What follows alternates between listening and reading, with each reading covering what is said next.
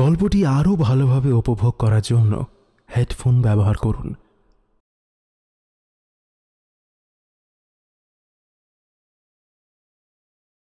লোকে জানে গোটা কল্লোলপুরে একটাই বইয়ের দোকান আছে, 12 মুখোপাধ্যায়ের জুতোর দোকানের নিচে।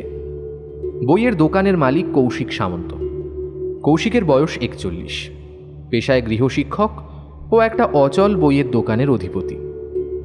তার স্ত্রী অনুসুয়া মারা গেছে বছর 8 আগে একটা দুর্ঘটনায়। বিপত্নিক হওয়ার পরবর্তীতে পুরুষ প্রধান সমাজের অংশ হওয়া সত্ত্বেও কৌশিক দ্বিতীয়বার আর বিয়ে করেননি। কৌশিকের একটা 13 বছরের সন্তানও আছে, নাম সন্তু। জন্ম থেকেই পা দুটো পঙ্গু। কৌশিক বোধহয় কলকাতা বিশ্ববিদ্যালয় থেকে বিজ্ঞানে এমএসসি করেছিল এককালে, কিন্তু উচ্চশিক্ষার আকাঙ্ক্ষায় ভালো কোনো চাকরি জোটাতে পারেনি। না, তার দোকানে বিক্রি বাটা খুব একটা হয় না, তবু তার দোকান সবাই চেনে। এর কারণ গোটা কল্লোলপুরে জুতোর দোকানও ওই একটাই, 12 মুখোপাধ্যায়ের। তার দোকানে ভিড় লেগে থাকে সর্বদা। জুতো কিনতে যেসব লোক আসে তারাই বইয়ের দোকানে মাঝে সাঝে একটু আধটু ঢুঁটু মেরে যায়। জুতো মানুষের যতটা প্রয়োজনীয়, বই ততটা নয়। পা সুন্দর লাগলে তবেই তো বাবু বলে গণ্য করা যায়, মাথাটা ছাই খালি থাক না কেন। মোটা চামড়ার একটা চপ্পল কিনে পুরোহিত লাললোচন ভট্টাচার্য সিঁড়ি দিয়ে খটখট শব্দ করে নামছিলেন। চোখ পড়ল বইয়ের দোকানে। দেখলেন টেবিলে মুখ গুঁজে কৌশিক বই পড়ছে। একটু ইতস্তত করে তিনি ঢুকলেন দোকানে। পায়ের শব্দে কৌশিকও বই নামালো। লাললোচন ভট্টাচার্য একগাল হেসে বললেন, কি হে বিজ্ঞানী, কি বই পড়ছ? আরে এই যে পুরোহিত মশাই, তা জুতো কিনতে এসেছেন? হ্যাঁ, আগের জোড়াখানা বড় দুর্বল হয়ে গেছে। 3বার সেলাই করার পরও কাজে দিচ্ছে না, তাই এখানে নিতেই হলো। দূর দূরান্তে পুজো করতে চায়, ভালো জুতো না হলে খুব সমস্যা হয়। তা কি বই পড়ছে বললে না তো? উপন্যাস, দি টাইম মেশিন। কোন মেশিন? না না, এটা সেরকম কোনো মেশিন নয়। এটা একটা এমন যন্ত্র যার সাহায্যে মানুষ অতীত বা ভবিষ্যতে যেতে পারে। হ্যাঁ, মানুষ অতীত ভবিষ্যতে যাচ্ছে? আপাতত তা নয়, এটা একটা কাল্পনিক উপন্যাস, সায়েন্স ফিকশন যাকে বলে মশাই। হার্বার্ট জর্জ ওয়েলসের লেখা। তবে আশা করছি আর 5 দশক পর মানুষ এই কল্পনাকে সত্যি করে ফেলবে। হ্যাঁ গো, ভবিতব্য তো বিধাতার লেখার পট, সেখানে মানুষ যাবে? ওসব আপনাদের শাস্ত্রের কথা, কিন্তু বিজ্ঞান যে অন্য কথা বলে। বিজ্ঞান। থাক ওসব কথা এখন, আমাকে পুজোর জন্য বেরোতে হবে। আচ্ছা, তোমার বিক্রি বাটা কি একটু বাড়লো? হ্যাঁ, প্রচণ্ড বেড়েছে। এই সপ্তাহে মোট 2 বই বিক্রি হলো। তার মধ্যে একটা আমার ছাত্রই কিনেছে, অঙ্কের বই। এভাবে চললে তো মুশকিল হয়ে পড়বে। আমি বলি কি, তুমি ছেলেকে নিয়ে কলকাতা চলে যাও, সেখানে দোকান খোলো। এই অজপাড়া গায়ে শিক্ষিত লোক কাছে কটা যে তোমার বই পড়বে? আপনি কি নেবেন নাকি? জুতো কিনে কটা টাকা ফিরেছে? না থাক, টাকার বড্ড টানাটানি চলছে এখন। পরের মাসে ভালো যোগ্য আছে দুটো, বেশ মালদার পার্টি, ভালো দেবেও, তখন দেখবো ক্ষণ। আচ্ছা, আজ উঠি, আমার কথাটা ভেবে দেখো কৌশিক। লাললোচন ভট্টাচার্য চলে গেলে কৌশিক আবার বইয়ে মুখ গুঁজে বসল বটে, কিন্তু এবার ঠিক মন বসল না বইয়ে। ভট্টাচার্য মশাইয়ের কথাটা বারবার তার মাথার মধ্যে ঘুরপাক খেতে লাগলো। সত্যি তো, দোকানটা কেনা থেকে শুরু করে গোছানো, বই তোলা, এসবে প্রায় 30,000 টাকা খসে গেছে। অথচ দোকান থেকে মাসিক আয় যা হয় তাতে খরচের সিকিভাগও ওঠে না। স্টুডেন্ট পড়িয়ে যা আসে, সংসার চালানোর তাই একমাত্র ভরসা। কিন্তু সময় তো পাল্টাচ্ছে, জিনিসপত্রের দাম বেকারত্বের থেকেও দ্বিগুণ পরিমাণে বাড়ছে। ওদিকে সন্তুটার চিকিৎসার খরচ, তাকে দেখবার জন্য যে পরিচারিকা রাখা হয়েছে তার মাইনে, মাসে বই তোলা, এসব তো দিন প্রতিদিন বড় কঠিন হয়ে উঠছে। কিন্তু উপায় কি? এই বয়সে এসে কোথায় চাকরি পাবে? চাকরি পেলেও বা দোকানটার কি হবে? বইয়ের বদলে অন্য কিছু নিয়ে বসলে ভালো হয় কি? না না, বই সাধনার জিনিস, একে অবজ্ঞা করে অন্য কিছু ভাবা মহাপাপ। কলকাতা যাওয়া সেও তো বড় সহজ কাজ নয়। সেখানে গিয়ে ভিটে খোঁজা, দোকান কেনা, এসব হবে কিভাবে? অনুসুয়া থাকলে ঠিক ওর পাশে দাঁড়াতো, নিশ্চয়ই কোনো ভালো উপায় দিত। এবার ধীরে ধীরে কৌশিকের দুশ্চিন্তা রূপ নেয় দুঃখে। সত্যিই তো, অনুসুয়াকে ছাড়া তার দেহ মনটা কেমন ভিজে শিথিল হয়ে যাচ্ছে দিন দিন। ছেলেটার মুখের দিকে তাকাতে পারে না সে। কেমন করে রোজ বিছানায় শুয়ে মায়ের মালা পরা ছবিটার দিকে করুণ দৃষ্টিতে চেয়ে থাকে সন্তু। বাইরে বাচ্চারা খেলে, জানলার ধারে বসে অভিমানী চোখে ছেলেটা দেখে। এত বড় ছেলেটার কৌশিক আর পরিচারিকা বাসন্তী ছাড়া কোনো বন্ধু নেই। এইসব হতাশা কাটিয়ে কৌশিক মনে শক্তি ফেরাবে কি করে? মানুষ তো কিছু না কিছু আঁকড়ে বাঁচে সারা জীবন, কিন্তু ওর তো আঁকড়ে ধরবার মতো কেউ নেই। অসহায় অভাগা জীবনই তাকে বরণ করে নিতে হবে, এই নিষ্ঠুর সত্য। টেবিলে মাথাটা দুবার ঠুকে বইটা বন্ধ করে দেয় কৌশিক। বিকেলে দোকানের ঝাঁপ ফেলে রওনা দেয় বাড়ির উদ্দেশ্যে। বাড়ি পৌঁছে দেখে বাগানে পরিচারিকা বাসন্তী সন্তুকে হুইল চেয়ারে বসিয়ে ঘোরাচ্ছে। তার কাছে গিয়ে কৌশিক বলে, বাসন্তী দাও, আমি ঘোরাচ্ছি সন্তুকে। সন্তু বাধা দিয়ে বলে, না পিসি, তুমিই চলো, আমি আর কারো সাথে ঘুরবো না। সন্তুর ব্যবহারে অবাক হয়ে যায় কৌশিক। হঠাৎ মনে পড়ে যায় কাজের চাপে সে ভুলেই গিয়েছিল আজ সন্তুর জন্মদিন। নিজেকে মনে মনে ধিক্কার জানায় সে। সন্তুর সামনে হাঁটু গেড়ে বসে বলে, আজকে দোকানে খুব ভিড় ছিল রে বাবা, তাড়াতাড়ি ফেরার সুযোগই পাইনি। আচ্ছা আচ্ছা বেশ, রবিবার আমরা সবাই মিলে কলকাতা যাব, ভিক্টোরিয়া যাব, জাদুঘর দেখব। তুমি প্রত্যেকবার তাই বলো, কিন্তু একবারও আমাকে নিয়ে যাও না। তুমি তো জানো সন্তু, আমার সামান্য একটা বইয়ের দোকান। প্রত্যেক সপ্তাহে তোমাকে ঘুরতে নিয়ে যাবার মতো সাধ্য তোমার বাবার নেই। বেশ, নিয়ে যেতে হবে না। বাসন্তী পিসি চলো। কৌশিক এবার সন্তুর একেবারে কাছে চলে আসে, বলে, জেদ করে না বাবা, আমি তো বলছি এই রবিবার আমরা যাব। কৌশিকের কথার মাঝে সন্তু বলে ওঠে, পিসি মিলিদের বাড়ি চলো। তুমি আমার কথা এড়িয়ে যাচ্ছ। আর এক মিনিট, এই মিলিটাকে? বাসন্তী পাশ থেকে বলে ওঠে, দাদাবাবু, মুখুজ্জেদের বাড়ির পাশে যে নতুন ভাড়াটেরা এসেছে না, পরাগ রায়, তার মেয়ে মিলি। এই সন্তুর মতোই বয়স, খুব মিষ্টি মেয়ে। কিছুদিন আগে সে বাগানে এসেছিল ফুল তুলতে, তখনই আমরা তাকে প্রথমবার দেখি। মেয়েটা ভীষণ বুদ্ধিমতী দাদাবাবু। প্রথমবার আলাপেই সে আমার আর সন্তু দাদাবাবুর সাথে বন্ধুত্ব জমিয়ে নিয়েছিল।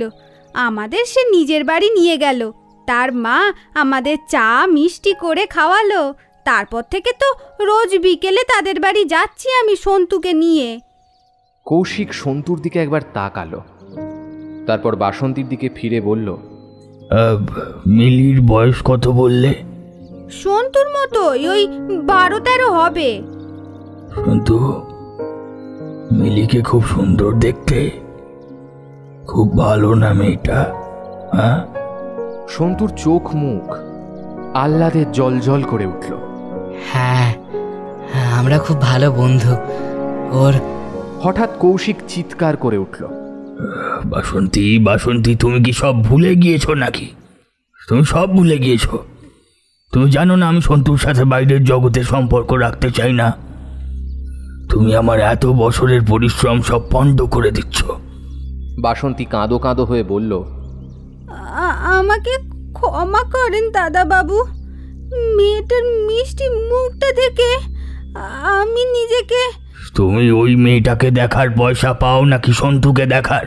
হ্যাঁ, আমার ভুল হয়ে গেছে দাদাবাবু। বাবার হঠাৎ এই রূপ পরিবর্তনে প্রথমটা একটু অবাকই হয়েছিল সন্তু, কিন্তু পরবর্তীতে প্রতিবাদ করে উঠল। আমাকে কেন তুমি সবসময় আটকে রাখো? হ্যাঁ, আমার পা চলে না বলে আমি অন্য কারোর সাথে মিশতে পারবো না? সবাই তো বিকেল করে খেলে, আমাকে তো তুমি খেলতে যেতে দাও না। সবাই স্কুলে যায়, আমি একমাত্র যাই না। কেন? আমি কতক্ষণ ঘরে থাকবো?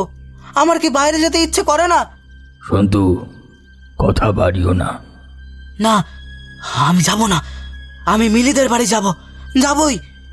কৌশিক সন্তুর গালে জোরে একটা চড় কষিয়ে দিল। সন্তুর দুই চোখ বেয়ে টপ টপ করে জল গড়াতে লাগলো। বাসন্তী হুইল চেয়ার টেনে এক ছুটে সন্তুকে নিয়ে গেল ঘরে। কৌশিক বাগানের কাছে একটা নারকেল গাছে ঠেস দিয়ে বসল। ইস, এটা কি করলো সে? জন্মদিনে ছেলেটার গায়ে হাত তুলল। কিন্তু 8 বছর ধরে যে সত্যিটাকে সে পর্দা চাপা দিয়ে রেখেছে তা তো দুনিয়ার সামনে আসতে দেওয়া যাবে না। না, সত্যিটা চাপা রাখতে হবে তাকে। যদি একটু কঠিন হতে হয় তবে সে হবে। কৌশিকের চোখ দুটো এবার ছলছল করে ওঠে।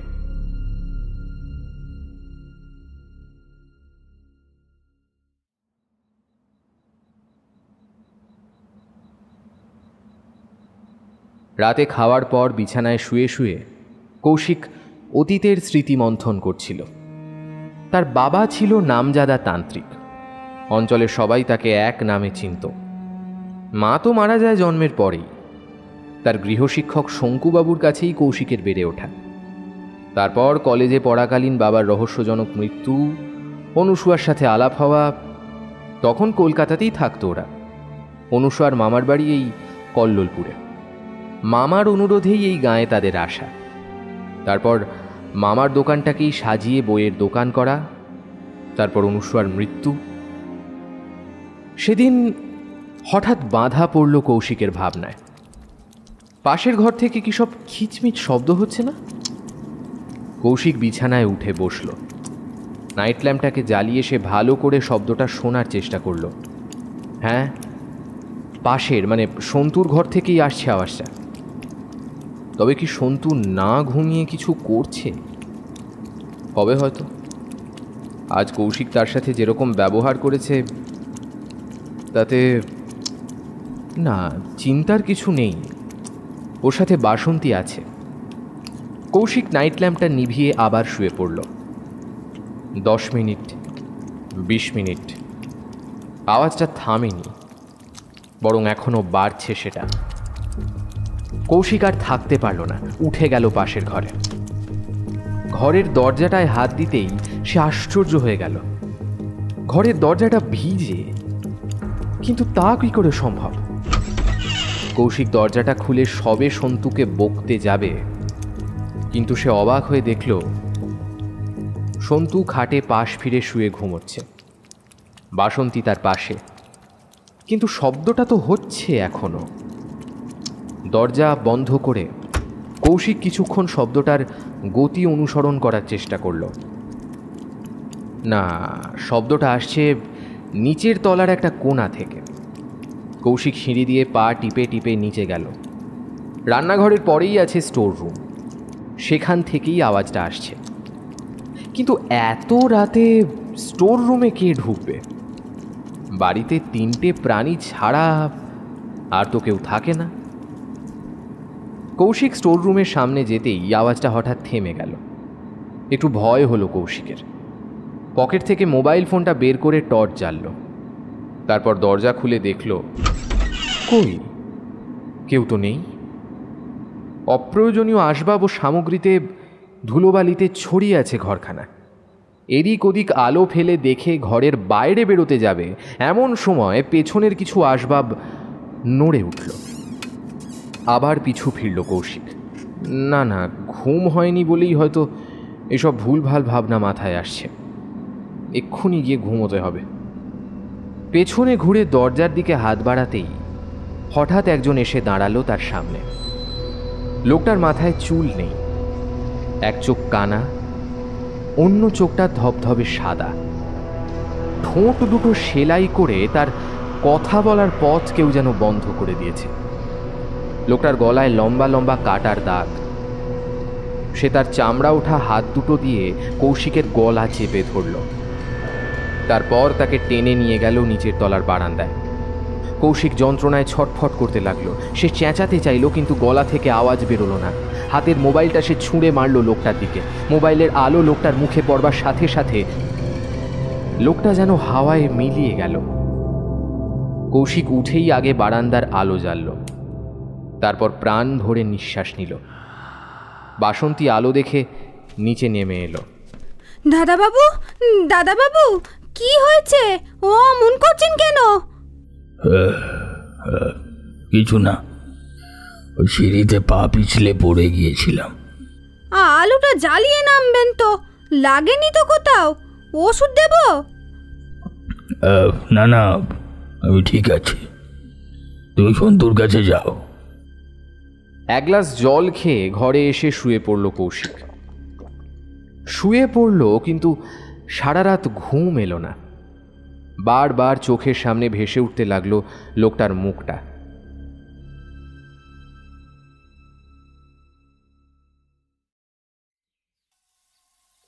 পরদিন দুপুরবেলা বাসন্তী খেয়ে দিয়ে বাসন মাজছিল। রান্নাঘর থেকে নিচের বারান্দাটা দেখা যায়। বাসন্তী গুনগুন করে একটা গান গাইছিল।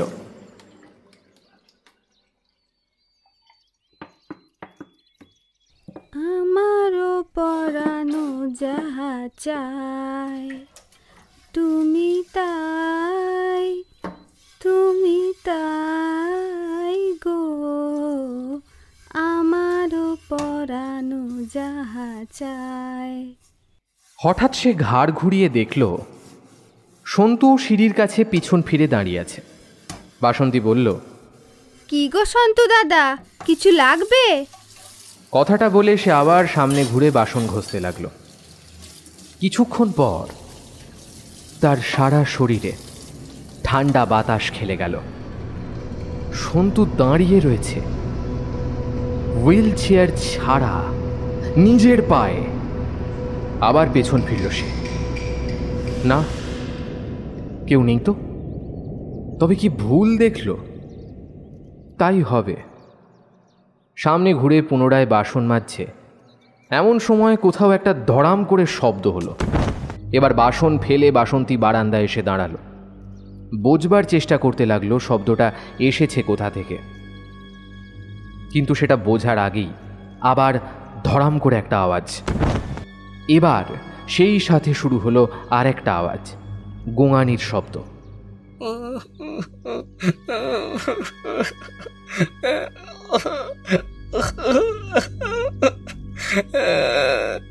কিছুক্ষণ দাঁড়িয়ে থেকে ওর বুক কাঠ হয়ে গেল। সন্তু, হ্যাঁ সন্তুই কাঁদছে। অবাক কাণ্ড, ছেলেটাকে খাইয়ে দাইয়ে একটু আগে ঘুম পাড়িয়ে এলো, হঠাৎ করে কি হলো? বাসন্তী ছুটে গেল ওপরে, গিয়ে যা দেখল তাতে ওর নড়ার শক্তি হারিয়ে গেল। জানলার গড়াদের ওপারে দাঁড়িয়ে আছে একটা লোক। পরনে কোট প্যান্ট, মাথায় চুল নেই, এক চোখ কানা, অন্য চোখটা ধবধবে সাদা। ঠোঁট দুটো সেলাই করে তার কথা বলার পথ কেউ যেন বন্ধ করে রেখেছে। লোকটার গলায় লম্বা লম্বা কাটা দাগ। লোকটা চেয়ে আছে সন্তুর দিকে। সন্তু লোকটাকে দেখেই কাঁদছে। শরীরের সমস্ত জোর এনে বাসন্তী চিৎকার করে উঠল, বাবা গো, ও মা গো!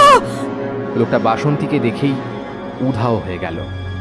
সন্তু চিৎকার করে বলল, পিসি, পিসি, লোকটা লোকটা আমায় ভয় দেখাচ্ছিল, বলছিল আমাকে মেরে দেবে। বাসন্তী সন্তুকে দৌড়ে গিয়ে জড়িয়ে ধরল। না না সোনা, ভয় পায় না। এই তো তোমার পিসি এসে গেছে, ভয় পেও না সোনা। হঠাৎ সে বুকের মধ্যে একটা ব্যথা অনুভব করলো। তাকিয়ে দেখলো সন্তুর হাতের নখগুলো এক হাত করে লম্বা হয়ে গেছে, আর সেই নখগুলো দিয়েই সন্তু তার বুকে একটু একটু করে আঁচড় বসাচ্ছে।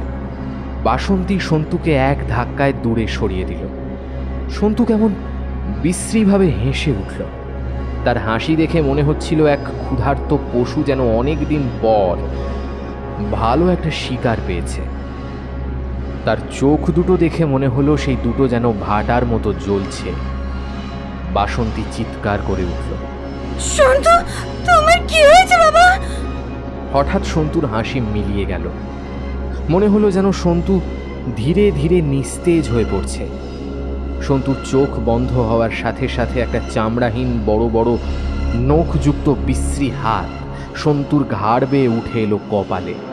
তার মাথাটাকে জোরে চেপে ধরলো। তারপর সন্তুর পেছন থেকে ধীরে ধীরে বেরিয়ে এলো একটা মুখ। সেই চুলহীন লোকটা ধীরে ধীরে এগিয়ে আসছে বাসন্তীর দিকে। এসব দেখে বাসন্তী অনেকক্ষণ আগেই বোধশক্তি হারিয়েছিল। সে চুপ করে বসে রইল কেবল। একসময় লোকটা তার একদম কাছে এসে মুখটা নাড়ল। লোকটার ঠোঁট দুটো থেকে একটু একটু করে সেলাইটা খুলে গেল। ভেতর থেকে বেরিয়ে আসতে লাগলো সাপের মতো লকলকে একটা জীব। ক্রমে জীবটা বাসন্তীর গাল স্পর্শ করলে বাসন্তীর বোধ ফিরে এলো। সে চিৎকার করল। সঙ্গে সঙ্গে সব অন্ধকার।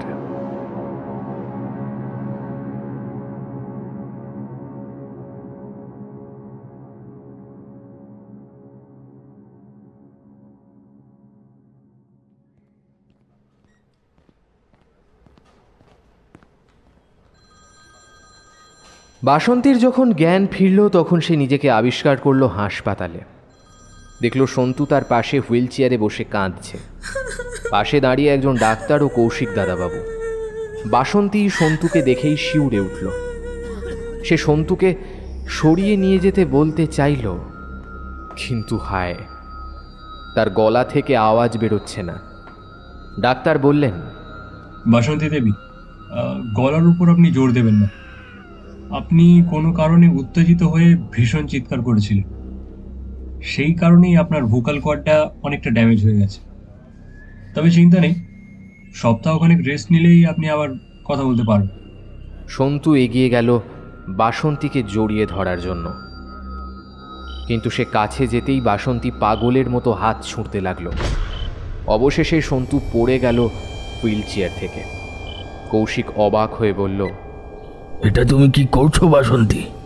তারপর সন্তুকে চেয়ারে তুলে সে বলল, সন্তু, পিসির শরীরটা এখন খারাপ। এখন তুমি ওর কাছে যেও না কিছুদিন পরে আবারও আগের মতো হয়ে যাবে, কেমন? বাসন্তীর বাড়ি কাটোয়া। সেখানেই তার বাবা মা দাদা বৌদি 14 গোষ্ঠী থাকে। বাসন্তী এখানে থাকে সংসারের অভাব অনটন আর সন্তুর টানে। মেয়ের অবস্থার কথা শুনে বাসন্তীর বাবা মেয়েকে বাড়ি নিয়ে গেলেন দিন কয়েকের জন্য। পুরো বাড়িতে আবার পুনরায় পড়ল বাপ ছেলে। 7 দিন পরের কথা, রাতে বাড়ি ফিরে কৌশিক সন্তুকে পড়াচ্ছিল। তাহলে বিষয়টা মাথায় ঢুকলো? হ্যাঁ, তাহলে কি বাবা আমাদের মতো অন্য কোনো জীব ছিল যারা এখন বিলুপ্ত হয়ে গেছে? আমাদের মতো তো কেউ ছিল না বাবা, তবে আমাদের আগের প্রজাতি ছিল হোমো নিয়ান্ডারথ্যালেসিস, যার থেকে এভলিউশন হয়ে আমরা আজকে হোমো স্যাপিয়েন্স। হোমো স্যাপিয়েন্সের আর এভলিউশন হয়নি? হয়েছে, আবার হয়নিও। হয়েছে বলছি কারণ আমরা যত উত্তরের দিকে যাব তত দেখতে পাবো সেখানকার মানুষদের গায়ের রং, উচ্চতা, গঠন আলাদা, সবই আলাদা। আবার দক্ষিণের দিকে মানে আমাদের দেখো সব কিছু আলাদা। এটাও এভলিউশনারি একটা পার্ট। আবার হয়নি বলছি তার কারণ হোমোস্যাপিয়েন্সের পর তাদের মধ্যে বিপুল ধরনের আর তেমন কোনো পরিবর্তন দেখা যায়নি, যার থেকে প্রজাতির কোনো আলাদা নামকরণ করা যায় না। আচ্ছা, ডাইনোসর কি সত্যিই ছিল? হ্যাঁ, ছিল তো। আজ থেকে 171 মিলিয়ন বছর আগে আমাদের এখানেই ডাইনোসর ছিল। তবে একটা বড় উল্কাপিণ্ড পৃথিবীতে এসে পড়ায় ডাইনোসরের প্রজাতি বিলুপ্ত হয়। যারা ওই ঘটনার পর বেঁচে ছিল তারা নিজেদের পাখিতে ইভলভ করে নিয়েছে। আচ্ছা, ভূত কি সত্যি আছে? সন্তুর প্রশ্নে কিছুটা অবাক হলো কৌশিক। বলল, বিজ্ঞানের মতে তো নেই, তবে আমাদের ইউনিভার্স এত বড় যে সেখানে কি আছে আর কি নেই সেই সম্বন্ধে আমরা যত বেশি না জানি ততই ভালো। কিন্তু হঠাৎ এই প্রশ্ন। কি জানি, এমনি জানতে ইচ্ছে হলো। ঠিক আছে, আজকের মতো থাক। যাই, আমি গিয়ে রান্না চাপাই। তোমার কিছু ড্রয়িং বানানো থাকলে বানিয়ে নাও। খাওয়ার পরে অনলি ঘুম। ওসব কিছু করা কিন্তু চলবে না। কৌশিক রান্নাঘরে চলে গেল। আটা মেখে 5টা রুটি পাক দিল, 2টো অমলেট বানালো ও একটা 5 মিশালি তরকারি করল। রান্না শেষে সন্তুকে খাওয়ার টেবিলে আনতে গেল। সন্তু এক মনে ড্রয়িং করছে। কৌশিক কাছে এসে বলল, কি হলো ড্রয়িং? হ্যাঁ, দেখো বাবা, এটা ভালো হয়েছে। ছেলেটা ড্রয়িংটা হাতে নিতেই কৌশিকের মুখ পাংশু হয়ে গেল। সন্তু যে ছবিটা এঁকেছে সেটা তাদের স্টোর রুমের দরজা খোলা। দরজার এক পাশ দিয়ে উঁকি মারছে একটা ন্যাড়া মাথার লোক। লোকটার একটা চোখ কানা, অন্য চোখটা পাথরের মতো সাদা। ঠোঁট দুটো সুতো দিয়ে সেলাই করা। কৌশিকের সেদিন রাতের ঘটনাটা মনে পড়ে গেল। তার গলা চেপে ধরেছিল যে লোকটা, হ্যাঁ, এই সেই লোক। ঢোক গিলল কৌশিক, কিন্তু কিছু বলল না। সন্তুকে হুইল চেয়ারে বসিয়ে খাওয়ার টেবিলে নিয়ে গেল। খেতে খেতে প্রশ্নটা করেই ফেলল কৌশিক, আচ্ছা সন্তু, তুমি হঠাৎ ওই ছবিটাই আঁকলে কেন? কি জানি, ওই দৃশ্যটা তো আমি স্বপ্নে অনেকবার দেখেছি, তাই ভাবলাম ওটাই আঁকার চেষ্টা করি। কেন, খারাপ হয়েছে? না, ভালোই হয়েছে। আচ্ছা, তুমি লোকটাকে স্বপ্নে ঠিক কতবার দেখেছ? হ্যাঁ, ও তো প্রায় আমার স্বপ্নে আসে। আচ্ছা।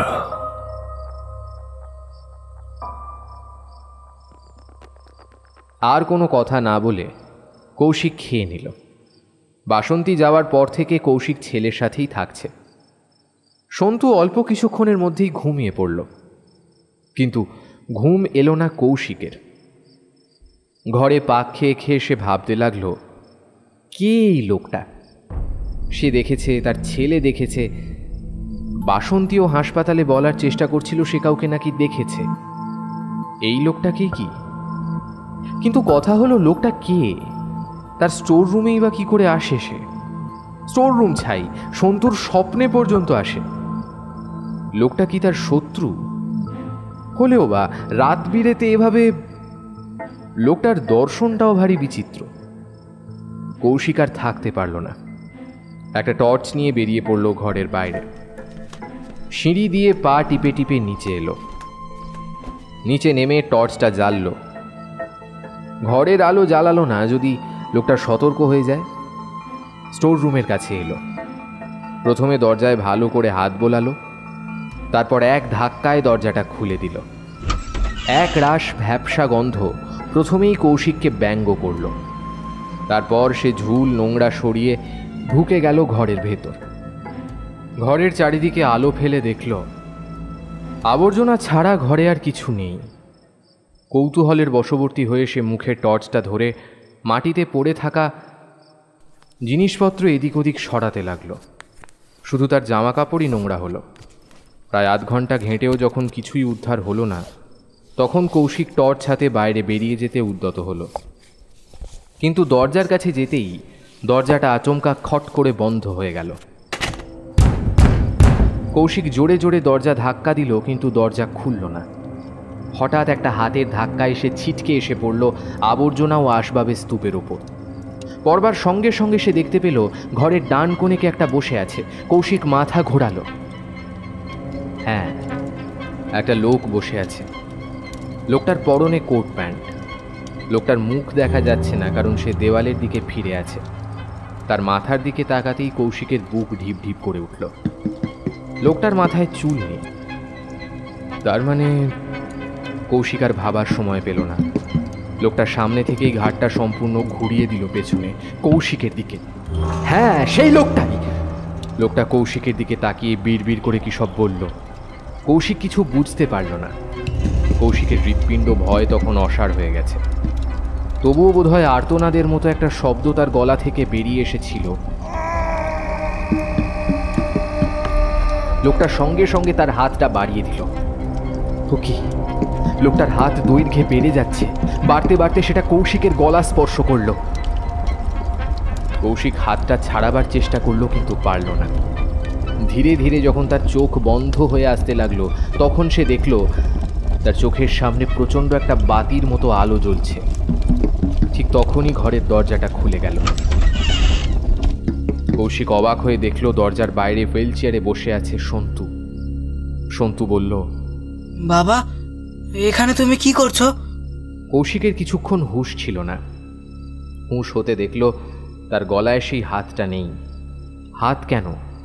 কোণে বসে থাকা সেই লোকটাও নেই। কৌশিক নিজেকে সামলে বলল,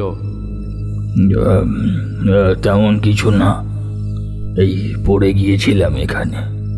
কথাটা বলে সে সন্তুর কাছে এলো। জিজ্ঞাসা করল, এই সন্তু, তুমি একা একা নিচে নামলে কি করে?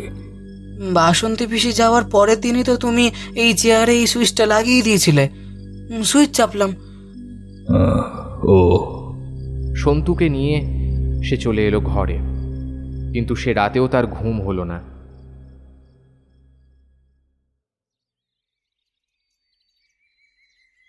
পরের দিন সকালে সন্তু দেখল তাদের ড্রয়িং রুমে একটা লোক তার বাবার সাথে বসে গল্প করছে।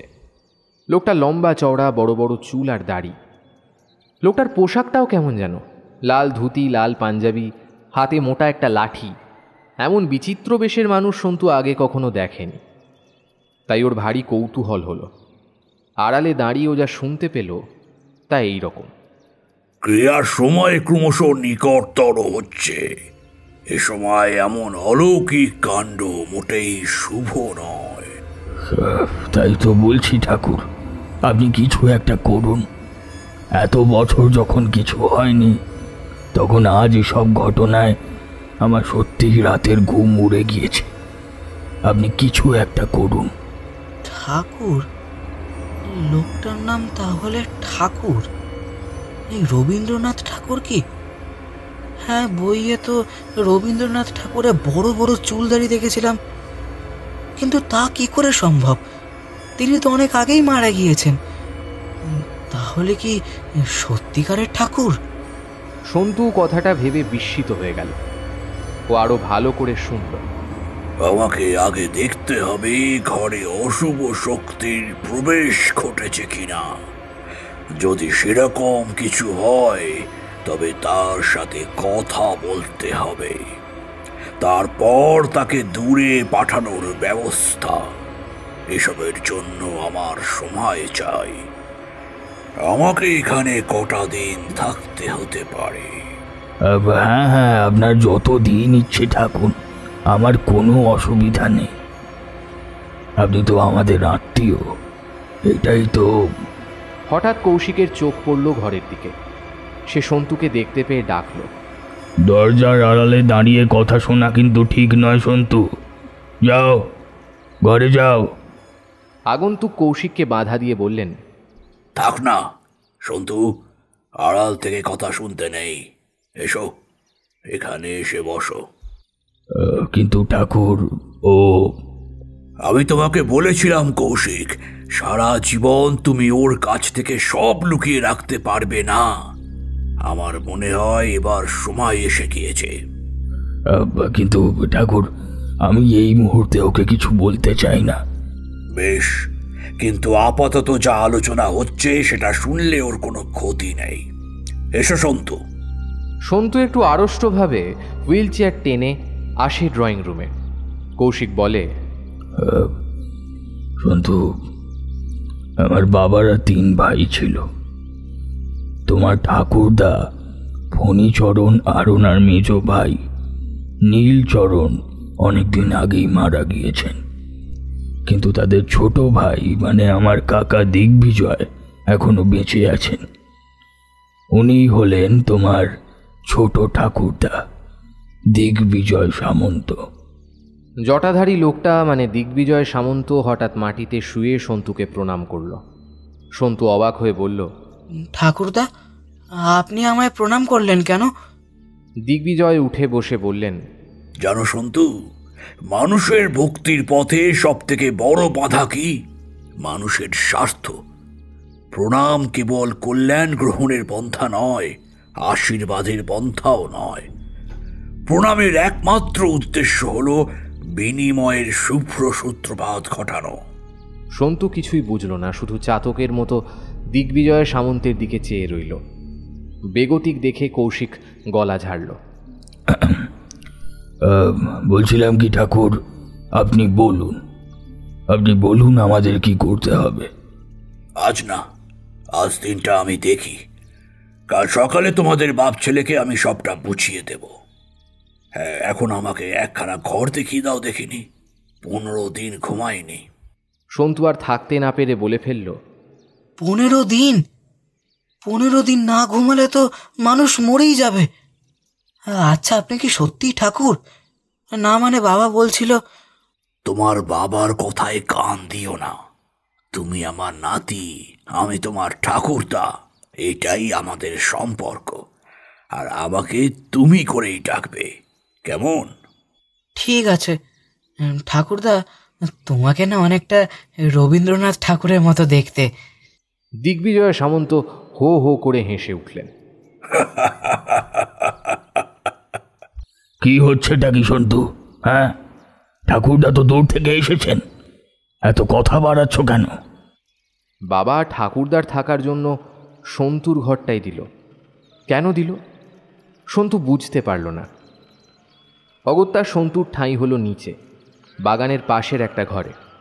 দুপুরে বিছানায় শুয়ে শুয়ে সন্তু টেপ রেকর্ডারে গান শুনছিল। ক্যাচ ক্যাচ শব্দ করতে করতে রেকর্ডারটা হঠাৎ বন্ধ হয়ে গেল। বিছানা লাগোয়াই উত্তরে একটা খোলা জানালা ছিল। গান বন্ধ হওয়ার সাথে সাথে সন্তু স্পষ্ট শুনল জানালার কাছের ঝোপঝাড়ে খসখস করে একটা শব্দ হচ্ছে। সন্তু তাকিয়ে দেখল সেদিকে কেউ নেই। সাপটাপ ঢুকলো না তো? সন্তু একটু গা শিরশির করল। সে চোখ বন্ধ করে শুয়ে পড়ল। ঘুমানোর চেষ্টা করল, কিন্তু ঘুম এলো না। মিনিট 10 পর আবার জানালায় কড়মড় করে আওয়াজ। এবার সন্তু আর দেখল না, ভয় মাথা গুঁজে শুয়ে রইল। হঠাৎ তার ঘাড়ে একটা ঠান্ডা হাত স্পর্শ করল। ভয়ে চিৎকার করে উঠল সে, কিন্তু পরক্ষণেই ধড়মড় করে উঠে দেখল জানলার ধারে মিলি দাঁড়িয়ে মিটমিট করে হাসছে। সন্তু একটু দম নিয়ে বলল, মিলি, তুই এখানে কি করছিস? বাইরে কতদিন আমার বাড়িতে খেলতে আসিসনি, তাই আমি নিজেই তোর কাছে চলে এলাম। তা জানালা দিয়ে এরকম ভয় দেখিয়ে আসার কি দরকার ছিল? ওটাই তো মজা। কেমন ভয় দেখালাম। ওদিকে সন্তুর চিৎকার শুনে কৌশিক দৌড়ে এলো ঘর থেকে। জানলার বাইরে দাঁড়িয়ে থাকা মিলিকে দেখে সে অবাক হয়ে গেল। সন্তু আমতা আমতা করে বলল, বাবা, ও মিলি আসলে। কৌশিক হাত দেখিয়ে সন্তুকে থামতে ইশারা করল। তারপর মিলির উদ্দেশ্যে বলল, মিলি, ওখানে সাপ খোপ থাকতে পারে, ওখানে দাঁড়িয়ে থেকো না, ভেতরে এসো। মিলি ভয় ভয় বাড়িতে ঢুকল। সামনে কৌশিককে দেখে তার মুখ শুকনো হয়ে গেল। মাথা চুলকে সে বলল, আসলে আঙ্কেল, সন্তু তো আগে আমাদের বাড়ি যেত, কদিন যায়নি, তাই আমি আই এম সরি আঙ্কেল। বাসন্তী ঠিক বলেছিল, তুমি সত্যিই খুব মিষ্টি। যাও, সন্তু ওই বাঁ দিকের ঘরে আছে। খেলা হলে ঘরেই থেকো, কিন্তু বাইরে যাবার দরকার নেই। কথাটা বলে কৌশিক পুনরায় তার কাকার সাথে কথা বলতে চলে গেল। মিলি ঘরে ঢুকেই সন্তুর গলা জড়িয়ে বলল, বাবা, কতদিন তোকে দেখিনি। সন্তু একটু মেকি হেসে বলল, বাবা তোকে কিছু বলেনি তো? না তো, আঙ্কেলই তো বলল তোর সাথে ঘরে খেলতে। বাবা খেলতে বলেছে? হ্যাঁ রে, আঙ্কেল খুব ভালো। তুই শুধু শুধু বাবাকে ভয় পাস। ইস, আমার বাবাটা যদি তোর বাবার মতো হতো। যাকে, বাসন্তী মাসি কোথায়? বাসন্তী মাসিকে মাই আচারের বাক্সটা দিতে বলেছে। আচারের বাক্সটা জামার তলা থেকে বের করে সন্তুর মুখের সামনে ধরল মিলি। বাক্সটা দেখে চোখে জল এলো সন্তুর। আজ 8 বছর মা নেই।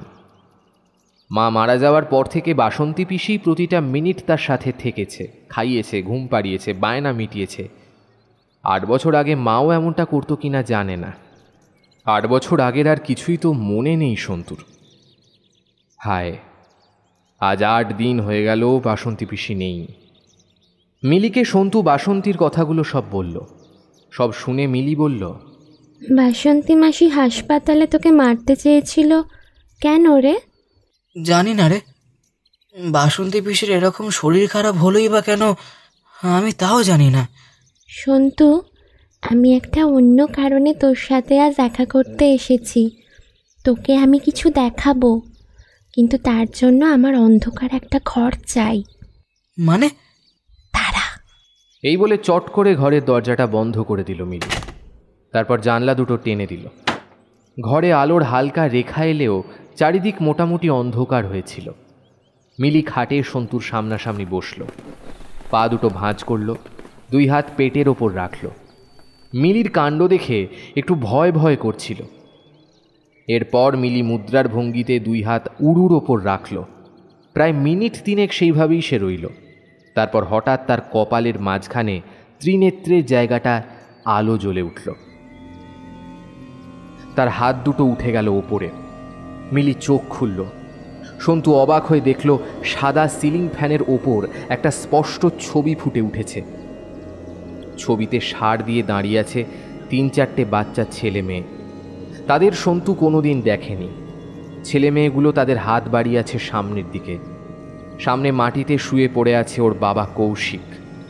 বাবার সারা গায়ে রক্ত। সন্তু শিউরে উঠল। মিলি আবার চোখ বন্ধ করল। দ্বিতীয়বার যখন সে চোখ খুলল তখন সিলিংয়ে ফুটে উঠল অন্য একটা ছবি। ছবিতে তাদের স্টোর রুমে রক্ত চোখে দাঁড়িয়ে আছে সন্তু। সন্তুর হাত ধরে আছে মিলি। মিলির পাশে মিলির বাবা। সন্তুর একেবারে সামনে দাঁড়িয়ে আছে তার ঠাকুরদা দিগ্বিজয় সামন্ত। সন্তু 2 হাতে ছোট ঠাকুরদার বুক কেটে ছিঁড়ে ফালা ফালা করে দিচ্ছে। হঠাৎ মিলি প্রচণ্ড জোরে নিঃশ্বাস নিয়ে বিছানায় শুয়ে পড়ল। মিলি, মিলি, এই কি হয়েছে তোর? সন্তু মিলির কাঁধ ধরে ঝাঁকালো। মিলি কোনো উত্তর দিল না। সন্তু বিছানার পাশের টেবিলে নিজেকে ঘষে ঘষে নিয়ে গেল। জলের গ্লাসটা তুলে নিয়ে মিলির মুখে জল ছিটিয়ে দিল। কিছুক্ষণের মধ্যেই মিলির জ্ঞান ফিরে এলো। তুই ঠিক আছিস? কি হয়েছিল তোর? কিছু না, ওসব দেখার চেষ্টা করলেই আমার জ্ঞান হারিয়ে যায়। ওসব মানে কোন সব? আর আর এসব ছবি, এসব কি ছিল? আমি জানি না, কিন্তু আমার একটা বিশেষ ক্ষমতা আছে জানিস। আমি অনেক ঘটনা সময়ের আগেই দেখতে পাই, যেসব অন্যরা দেখতে পায় না। আমি সেসব লোককে দেখাতেও পারি। হ্যাঁ, তুই ঢপ দিচ্ছিস। না রে, এখানে আসবার আগে যখন আমরা মালদায় থাকতাম তখন আমি দেখেছিলাম আমরা এই বাড়ি থেকে সারা জীবনের মতো চলে যাচ্ছি। আর তার 5 দিন পর সত্যি সত্যি বাবা ট্রান্সফার হয়ে গেল। আমরা কল্লোলপুরে এলাম। এসব কোথায় শিখলি? শিখিনি, ছোটবেলা থেকেই আমি এসব দেখতে পাই। মা বাপি তাই বলেছে আমি যেন এগুলো কোনো দিন কাউকে না বলি। তাহলে আমাকে যে বললি, তুই তো বাবা মার সাথে যে চিট করলি, ইউ আর আ চিটার। ইয়ার কি মারিস না সন্তু, তোকে যে ছবিগুলো দেখালাম সেটা নিয়ে ভাব। তোদের খুব বিপদ রে। হ্যাঁ, বিপদ। আর আমি কি বা ভাববো ছবিগুলো নিয়ে? আমি তো এর মাথা মুন্ডু কিছুই বুঝলাম না। বুঝতে হবে তোকে, আঙ্কেলের জন্য, তোর জন্য, আমার জন্য তোকে বুঝতে হবে, খুঁজতে হবে তোকে অনেক কিছু। আজ আমি আসি, বাসন্তী মাসি ফিরলে আচারের বাক্সটা ওকে দিবি। বেশি দেরি হলে মা বকবে। মিলি চলে গেল। সন্তুর জন্য রেখে গেল একরাশ দুশ্চিন্তা ও আতঙ্ক। রাতে কৌশিক সন্তুকে ঘুম পাড়িয়ে গেল কাকার সাথে কথা বলতে। দিগ্বিজয় সামন্ত চেয়ারে বসে মালা নিয়ে জপ করছিলেন। কৌশিককে দেখে ইশারায় বসতে বললেন। কৌশিক, আমি আজ রাতে তার সাথে কথা বলার চেষ্টা করব। তুমি আর সন্তু দাদু ভাই নিচে থাকবে। কোনো রকম আওয়াজ পেলেও তোমরা কেউ বাইরে এসো না। হতে পারে হয়তো তোমরা আমার আওয়াজের ডাকও শুনবে, তবুও দরজা খুলবে না। কথাটা মাথায় রেখো। কাকাকে প্রণাম করে কৌশিক ঘরে চলে এলো। খাতায় হিজিবিজি কি সব লিখল। তারপর পরের দিন বাচ্চাদের কি পড়াবে তার হিসাব করতে বসল। রাত তখন কটা হবে? 12টা। বইয়ে মুখ গুঁজে থাকতে থাকতে সে তাকায়ও নি ঘড়ির দিকে। হঠাৎ বাইরে প্রচণ্ড দরজা ধাক্কা দেওয়ার শব্দ হলো। কৌশিকের চমক ভাঙল। তার ঘরের দরজা নয়, আওয়াজটা আসছে স্টোর রুম থেকে। কৌতূহল হলো বটে, কিন্তু কাকার কথাটা মাথায় রেখে সে চুপ করে বসে রইল। কিছুক্ষণ পর আবার দড়াম দড়াম করে দরজায় শব্দ হলো। সেটা শুনে সন্তুও জেগে উঠল। কৌশিক বলল, কি হলো? শুয়ে পড়ো। কে দরজায় ধাক্কা দিচ্ছে? কেউ না, কান বন্ধ করে শুয়ে পড়ো। কিন্তু হায়, এবার শব্দ হলো তার দরজায়। দরজাটা কেউ এত জোরে ঠুকছে যেন দরজাটা ভেঙেই যাবে। কৌশিক সন্তুকে জড়িয়ে ধরে বিছানায় উঠে বসল। এবার জানলা, কেউ তাল দিয়ে জানলা ঠুকছে। সন্তু কেঁদে ফেলল। বাবা, বাবা, এটা কি হচ্ছে? আমার খুব ভয় লাগছে বাবা, আমার খুব ভয় লাগছে। না বাবা, আমি তো আছি, ভয় কিসের? 5 বার হয়ে জানলাটা শান্ত হয়ে গেল। এবার এলো একটা মরণ চিৎকার। গলার আওয়াজটা কাকার। না, তবুও দরজা খোলা যাবে না। কাকা বলেছিল তার গলা শুনলেও দরজা না খুলতে। কিছুক্ষণ পর নাইট ল্যাম্পটা 2 বার চিকচিক করে নিভে গেল। কৌশিকের মনে হলো বাড়িতে নয়, সে যেন বসে আছে কোনো প্রহেলিকাময় অন্ধকারাচ্ছন্ন পাতালপুরীতে। মিনিট 2 পর কৌশিক সন্তু দুজনেই দেখল দরজার নিচ থেকে ঘরে ভেসে আসছে গাঢ় লাল রক্ত। সঙ্গে সঙ্গে দরজার বাইরে একটা টর্চের আলো জ্বলে উঠল। আবার দরজায় ধাক্কা পড়ল। এবার স্পষ্ট কণ্ঠস্বর, কৌশিক, বাইরে এসো, কাজ হয়ে গেছে। কৌশিক একটা নিশ্চিন্তের নিঃশ্বাস নিয়ে খাট থেকে নামল। সন্তু বাধা দিল। না বাবা, বাইরে যেও না, দরজার বাইরে ছোট ঠাকুরদা নেই। সন্তু, সন্তু, চিন্তা করো না, সব ঠিক হয়ে যাবে। তুমি জানো না তোমার ছোট ঠাকুরদা একজন। কৌশিকের কথার মাঝেই প্রচণ্ড বাজখাই গলা এলো। কৌশিক, তোমার সাথে কথা বলা দরকার, তাড়াতাড়ি দরজাটা খোলো। কৌশিক আর সময় নষ্ট না করে দরজা খুলল। দরজা খোলার সাথে সাথে কৌশিকের সারা শরীর জমে গেল। দরজার বাইরে কেউ নেই। সে দেখল সন্তু আতঙ্কিত দৃষ্টিতে তাকিয়ে আছে তার দিকে। সে অস্ফুটে চিৎকার করে উঠল, বাবা! কৌশিক কাঁধে একটা মৃদু যন্ত্রণা অনুভব করল। সে কাঁধের দিকে তাকিয়ে দেখলো একটা তীক্ষ্ণ লম্বা নখ তার পাঞ্জাবি ভেদ করে চামড়ার ভেতর ঢুকে গেছে। সাথে সাথে পেছন ফিরল কৌশিক। নিঃশ্বাস রোধ হওয়ার জোগাড় হলো। পেছনে দাঁড়িয়ে আছে সেই এক চোখ কানা লোকটা। তার মুখে আগের দিনের সেই সেলাইটা আর নেই। অত্যন্ত বিশ্রীভাবে সে হাসছে।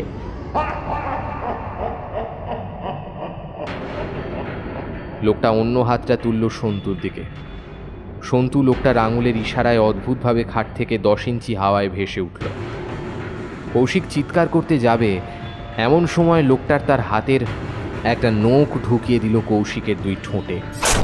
যন্ত্রণায় মনে হলো কৌশিক যেন এক্ষুনি প্রাণ হারাবে। টপ টপ করে মাটিতে রক্ত পড়তে লাগলো। ওদিকে সন্তু একটু একটু করে ওপরের দিকে উঠে যাচ্ছে। লোকটা এবার মুখের ভেতর থেকে সাপের মতো লকলকে জিভটা বের করলো। তারপর সেই জিভটা অলৌকিক বলে বড় হতে লাগলো। প্রচণ্ড দুর্গন্ধ বেরোচ্ছিল জিভটা থেকে। জিভটা ক্রমশ এগিয়ে গেল সন্তুর দিকে। যেই তার জিভটা শূন্যে ভেসে থাকা সন্তুর গলা স্পর্শ করলো, অমনি লোকটা আর্তনাদ করে উঠল। কৌশিক বিহ্বল হয়ে দেখল লোকটার শরীর কি অদ্ভুতভাবে আগুনে জ্বলে যাচ্ছে, কিন্তু মাটিতে কোনো ছাই বা রক্ত পড়ছে না। ধীরে ধীরে জ্বলতে জ্বলতে লোকটা বাতাসের সাথে মিশে গেল। চারিদিকে আলো জ্বলে উঠল। সন্তু ধপ করে বিছানায় পড়ে গেল। কৌশিক ঠোঁটে হাত দিয়ে দেখল তার ঠোঁট দুটো ঠিক আছে, সেখানে আঘাতের কোনো চিহ্ন নেই, মাটিতে এক ফোঁটা রক্তও নেই। দিগ্বিজয় সামন্ত হাঁপাতে হাঁপাতে সিঁড়ি থেকে নামতে নামতে বললেন, কৌশিক, ছেলেকে নিয়ে আমার ঘরে এসো তাড়াতাড়ি।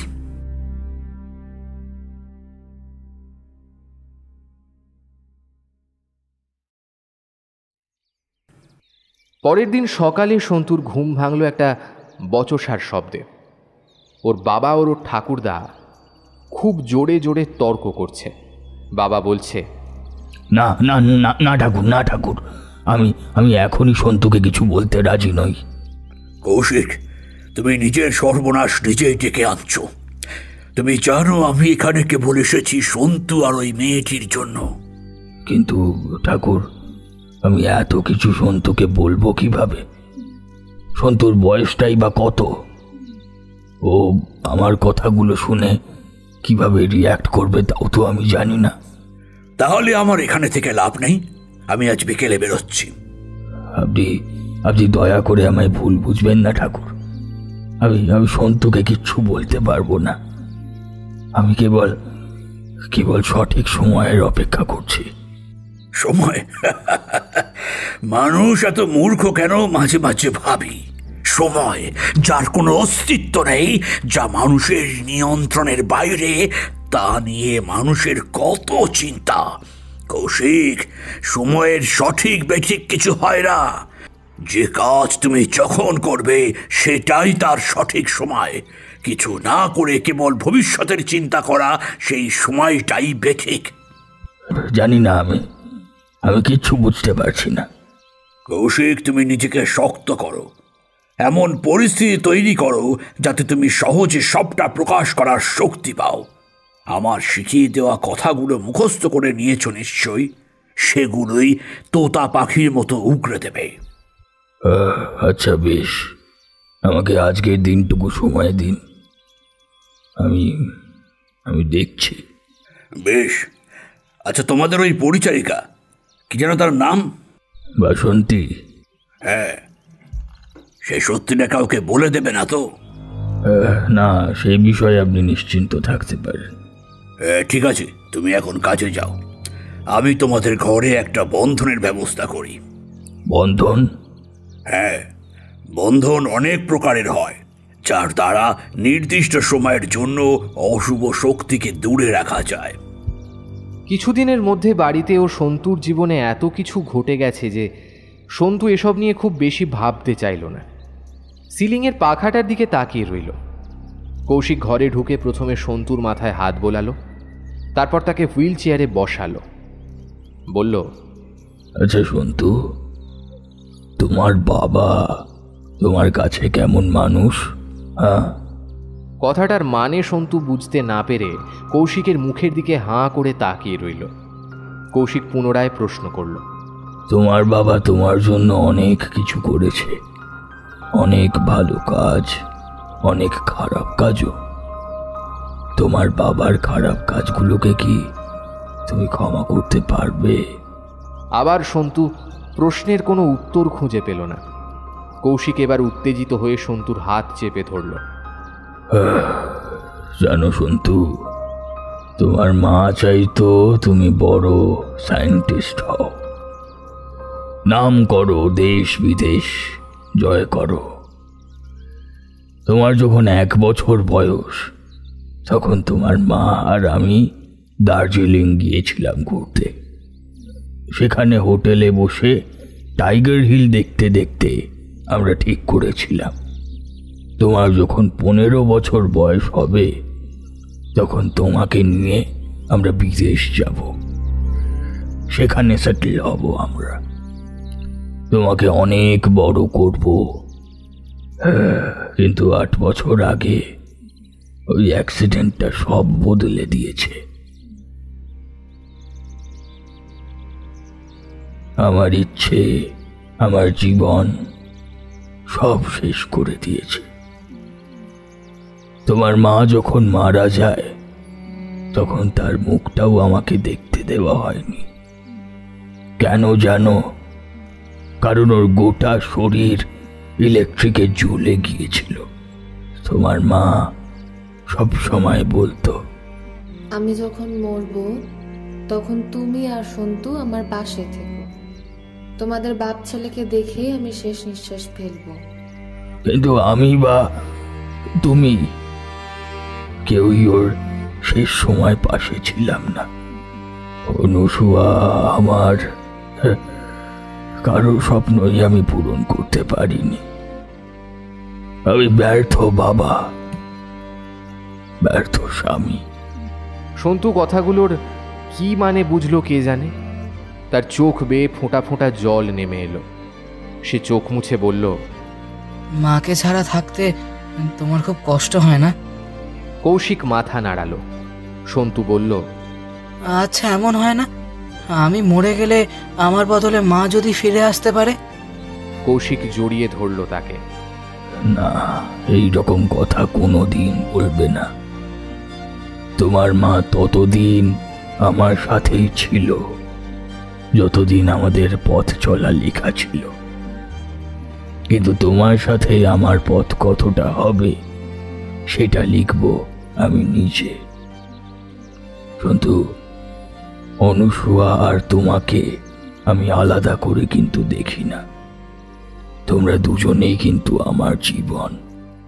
আমাকে একবার মিলির কাছে নিয়ে যাবে বাবা, প্লিজ? তোমার বাইরে যেতে ইচ্ছে করছে? বেশ, আমরা বিকেলে যাব। সন্তুকে খাইয়ে দাইয়ে কৌশিক দোকানে চলে গেল। সন্তু বিহ্বল দৃষ্টিতে দেখল ছোট ঠাকুরদা তার ঘরের বাইরে মন্ত্র পড়তে পড়তে মাটি, চাল, কুমড়োর দানা, জল, তেল, সর্ষে সব ছড়িয়ে দরজায় 4-5টা মাদুলির মতো কি সব টাঙিয়ে দিল। বিকেলে কৌশিক সন্তুকে নিয়ে গেল মিলিদের বাড়ি। সন্তুকে দেখে মিলি ও মিলির মা খুব খুশি হলো। মিলির বাবা পরাগ রায়কে কৌশিক বাইরে ডাকল। পরাগবাবু, আপনার সাথে আমার কিছু কথা আছে। বলুন। আপনারা আগে কোথায় থাকতেন? মালদা। সেখানেই মিলির জন্ম? হ্যাঁ, এখানে এসেছি দিন কয়েক হলো। আমার ট্রান্সফার। না না পরাগবাবু, আপনি ভুল কথা বলছেন। মিলি আপনার মেয়ে হতেই পারে না। মানে? আজ থেকে বহু বছর আগে ডিংরি বলে এক উপজাতি মালদায় ছিল। তারা একদা এক দেবীকে মর্তে আহ্বান করেন নিজেদের রক্ষার তাগিদের জন্য, কিন্তু দেবীর বিধানের সমস্ত নিয়ম তারা জানত না। পুজোয় কিছু ভুল হয়, ফলত দেবী প্রচণ্ড কুপিত হন। তার ফলস্বরূপ গোটা ডিংরি উপজাতি বিলুপ্ত হয়ে যায়। বিধান সঠিকভাবে পালিত না হওয়ায় দেবী পুনরায় আর স্বর্গে যেতে পারেননি। তিনি মর্তেই রয়ে গিয়েছেন। প্রতি 100 বছর অন্তর অন্তর তিনি মনুষ্য কন্যা রূপে জন্ম নেন মালদার বুকে। এই যে কাহিনী আপনাকে শোনালাম তা 300 বছর আগের, অর্থাৎ দেবীর 2 বার জন্ম অলরেডি নিয়েছেন। এইবার 3য় দফায় দেবী জন্ম নিয়েছেন মিলির রূপে। আপনি এসব কি বলছেন? মাথা ঠিক আছে আপনার? পরাগবাবু, আপনিও জানেন আপনার মেয়ে সাধারণ আর 5টা মেয়ের মতো নয়। সে এই বিষয়ে অত্যধিক বুদ্ধিমতী, বুঝদার এবং সে ভবিষ্যৎ দেখতে পায়। কি বলুন, এ কথা মিথ্যে? হ্যাঁ মিথ্যে, সব মিথ্যে। মিলি আমার মেয়ে, ওর শক্তি টক্তি কিছু নেই। আমার কাছে লুকিয়ে লাভ নেই পরাগবাবু। দেখুন, আমার পরিবারের ভীষণ বিপদ। এই বিপদ থেকে উদ্ধার পেতে গেলে মিলিকে আমার দরকার। আমি কথা দিচ্ছি, আপনার এই সিক্রেট আমি সারা জীবন গোপন রাখব। কেউ কিচ্ছু জানতে পারবে না। আপনি দয়া করে সবটা বলুন। পরাগ রায় কিছু ইতস্তত করলেন। তারপর তিনি বললেন,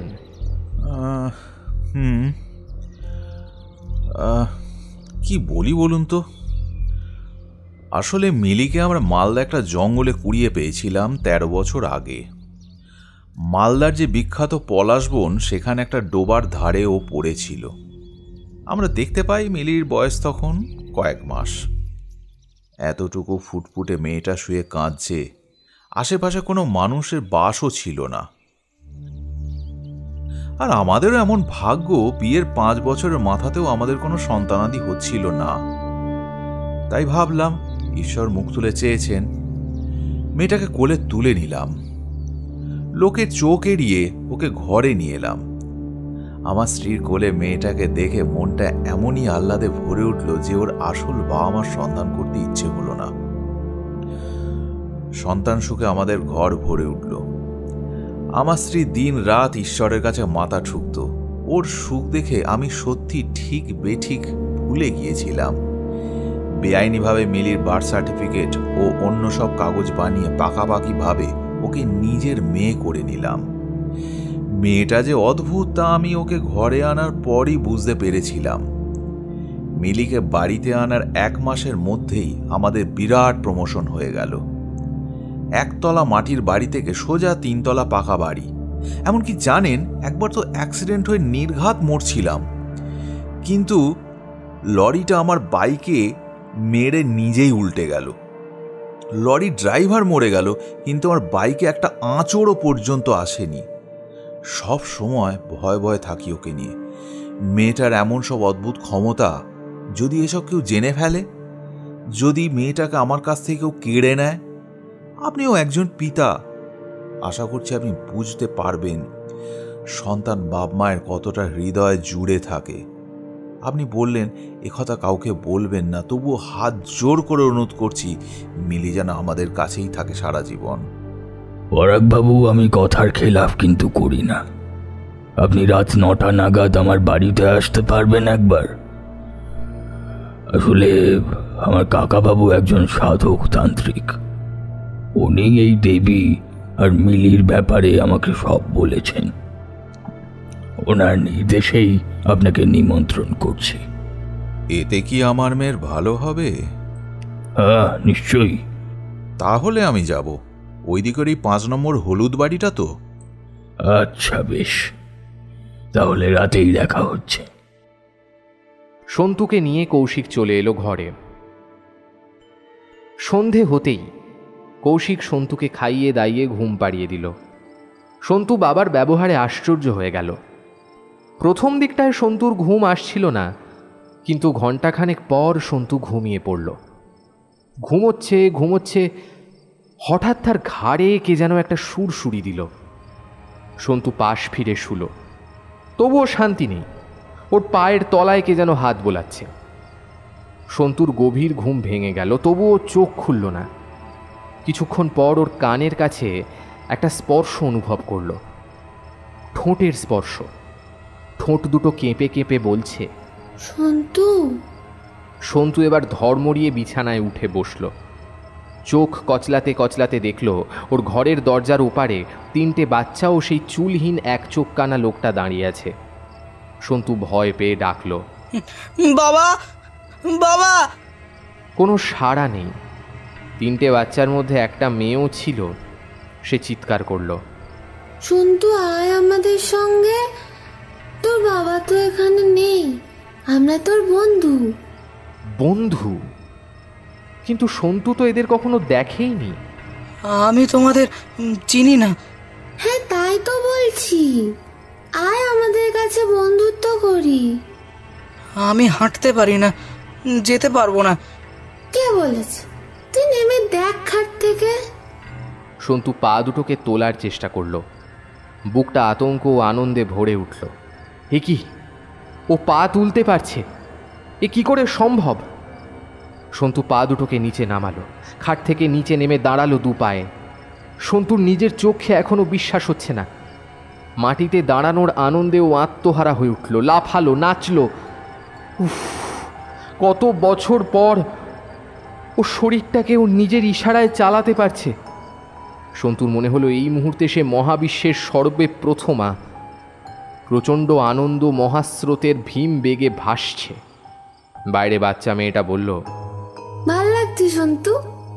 হ্যাঁ হ্যাঁ, খুব আনন্দ হচ্ছে, নাচতে ইচ্ছা করছে। ইয়ে কি মজা!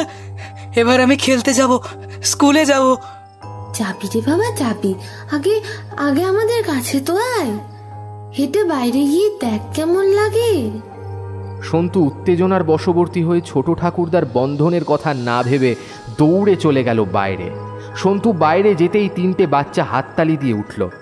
মেয়েটা বলল, আমার নাম পামেলা। আর একটা বাচ্চা ছেলে বলল, আমার নাম বাবলু। তৃতীয় ছেলেটা বলল, আমার নাম আদিত্য। পামেলা কথাটা জিজ্ঞাসা করলো কানা লোকটাকে। লোকটা আঙুল তুলল সদর দরজার দিকে। সন্তু বলল, বাইরে যাব, তাহলে বারান্দার আলোটা জ্বালাই। কানা লোকটা চোখ পাকালো সন্তুকে।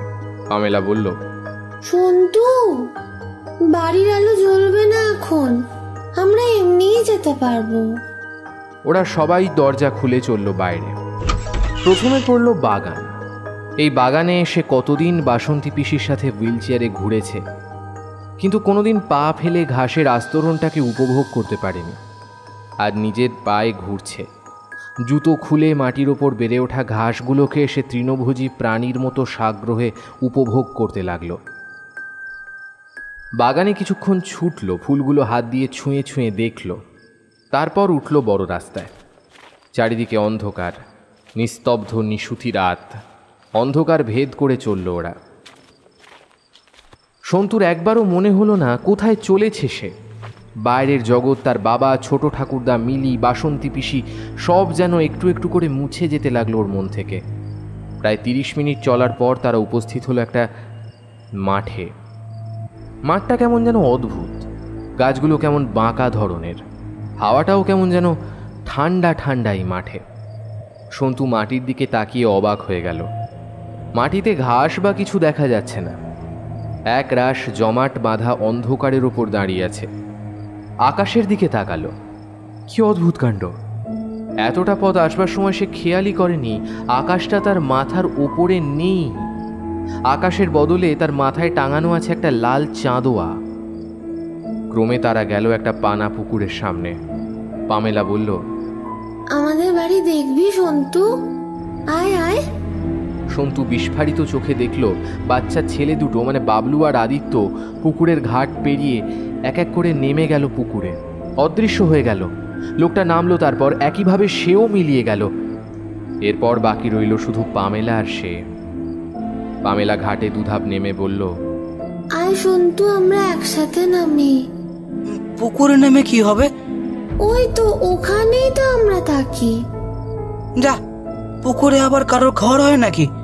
হয় হয়, তুই আয় না, দেখ আমরা কত মজায় থাকি, তোর ভাল লাগবে। কিন্তু আমি তো সাঁতার জানি না। আরে আমি নিয়ে যাচ্ছি তো। সন্তু পামেলার হাত ধরে এক পা করে নামলো পুকুরে। পুকুরের জলে পা স্পর্শ করতেই সন্তুর সারা শরীর একটা মিষ্টি অবচেতনে ডুবে গেল। ধীরে ধীরে জল কোমরে এলো, বুক, গলা, মাথা পুরোপুরি জলে প্রবেশ করার পর সন্তু দেখল তার পাশে পামেলা নেই। গোটা পুকুরে সে একা। বাবলু, আদিত্য বা যে লোকটা ছিল তারাও কোথাও নেই। হঠাৎ নিচ থেকে কে যেন ডাকলো সন্তুকে। ডাকটা লক্ষ্য করেও শরীরটাকে নিচের দিকে ঠেলে দিল। সাঁতরে প্রায় তলা পর্যন্ত যখন গেল তখন ওর চোখ পুরোপুরি ঝাপসা।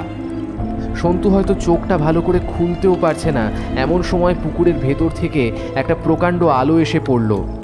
সেই আলোতে সন্তু দেখল তার পায়ের কাছে সারিবদ্ধভাবে পড়ে আছে 3টে কঙ্কাল। কঙ্কালগুলোর মাথায় দেহের চারিদিকে শ্যাওলা জমেছে। সন্তু বাঁদিকে ফিরতেই তার হাত পা অসাড় হয়ে গেল। বাঁদিকে মাটির সাথে প্রায় মিশে গেছে একটা মৃতদেহ। মৃতদেহের মাথায় চুল নেই, একটা চোখ কানা, ঠোঁট দুটো কেউ যেন সেলাই করে দিয়েছে। এটা সেই লোকটার দেহ যার সাথে সে এসেছে।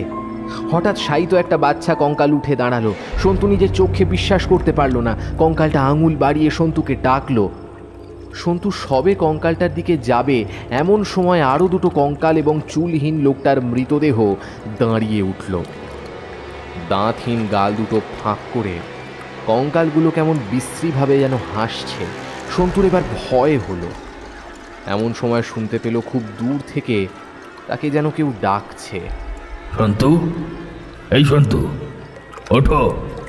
বাবার ডাক। বাবার কথা মনে পড়তেই এক বুভুক্ষু ভয়ে সন্তুর নিঃশ্বাস আটকে গেল। সে ঘুরে ওপরে আসবার জন্য উদ্যত হলো, কিন্তু 3টে কঙ্কালো ঠোঁট চেপে ধরা লোকটা তার পা দুটো চেপে ধরল। সন্তু শরীরের সমস্ত জোর লাগালো, কিন্তু 4টে পাশবিক শক্তির কাছে সন্তুর মনে হলো সে আবার নিজের পা দুটোর শক্তি হারাবে। চোখ বন্ধ হয়ে এলো, নাকে মুখে জল ঢুকে গা গুলিয়ে উঠল। সন্তুর আর কিছু করার নেই, জলে ডুবিয়েই এরা মারবে ওকে। ক্রমশ তার স্নায়ুর ওপর থেকে জোর হারালো, অঙ্গগুলো অকেজো হয়ে উঠতে লাগলো। এমন সময় তার মনে কে একটা দোলা দিল। আবার একটা আওয়াজ শুনতে পাচ্ছে ও। মিলি, হ্যাঁ মিলিই বলছে। সন্তু, শক্তি হারাস না, বিশ্বাস রাখ নিজের ওপর, তুই পারবি। মিলির কথাগুলো সন্তুর সমস্ত স্নায়ু রন্ধ্রকে আবার জাগিয়ে তুলল। তার মনে অবাঞ্ছিত সাহস সঞ্চার করল। সন্তু চোখ খুলে মনে প্রাণে জোর লাগালো, তবু কঙ্কালগুলো পা ছাড়ে না। শেষে সন্তু মায়ের মুখটা মনে করে জোরে টান দিতেই কঙ্কালগুলোর পা ছেড়ে দিল। সন্তু ধরফড়িয়ে উঠল বিছানায়। দেখল সামনে কৌশিক দাঁড়িয়ে, একটু দূরে মিলি আর মিলির বাবা। দরজার কাছে দাঁড়িয়ে ছোট ঠাকুরদা। কৌশিক সন্তুর কাঁধে হাত দিয়ে বলল, তুমি ঠিক আছো তো? কখন থেকে ডাকছিলাম, উঠছিলে না। সন্তু পাগলের মতো কেঁদে উঠল। বাবা, বাবা, ওরা আমাকে মেরে ফেলবে, ওরা আমাকে মেরে ফেলবে। কারা? দিগ্বিজয় সামন্ত দৌড়ে এসে সন্তুর পাশে বসল। তুমি স্বপ্ন দেখছিলে সন্তু? সন্তু মাথা নাড়ল। কি স্বপ্ন দেখছিলে? দেখলাম 3টে বাচ্চা ছেলে মেয়ে আমাকে নিয়ে একটা পুকুরে নেমেছে। না না, ওদের সাথে একটা লোকও ছিল। ওরা আমাকে পুকুরে নামালো। তারপর আমি দেখলাম 3টে কঙ্কাল আর একটা লাশ পুকুরের তলায় পড়ে আছে। আমি বাবার ডাক শুনে উপরে আসতে চাইছিলাম,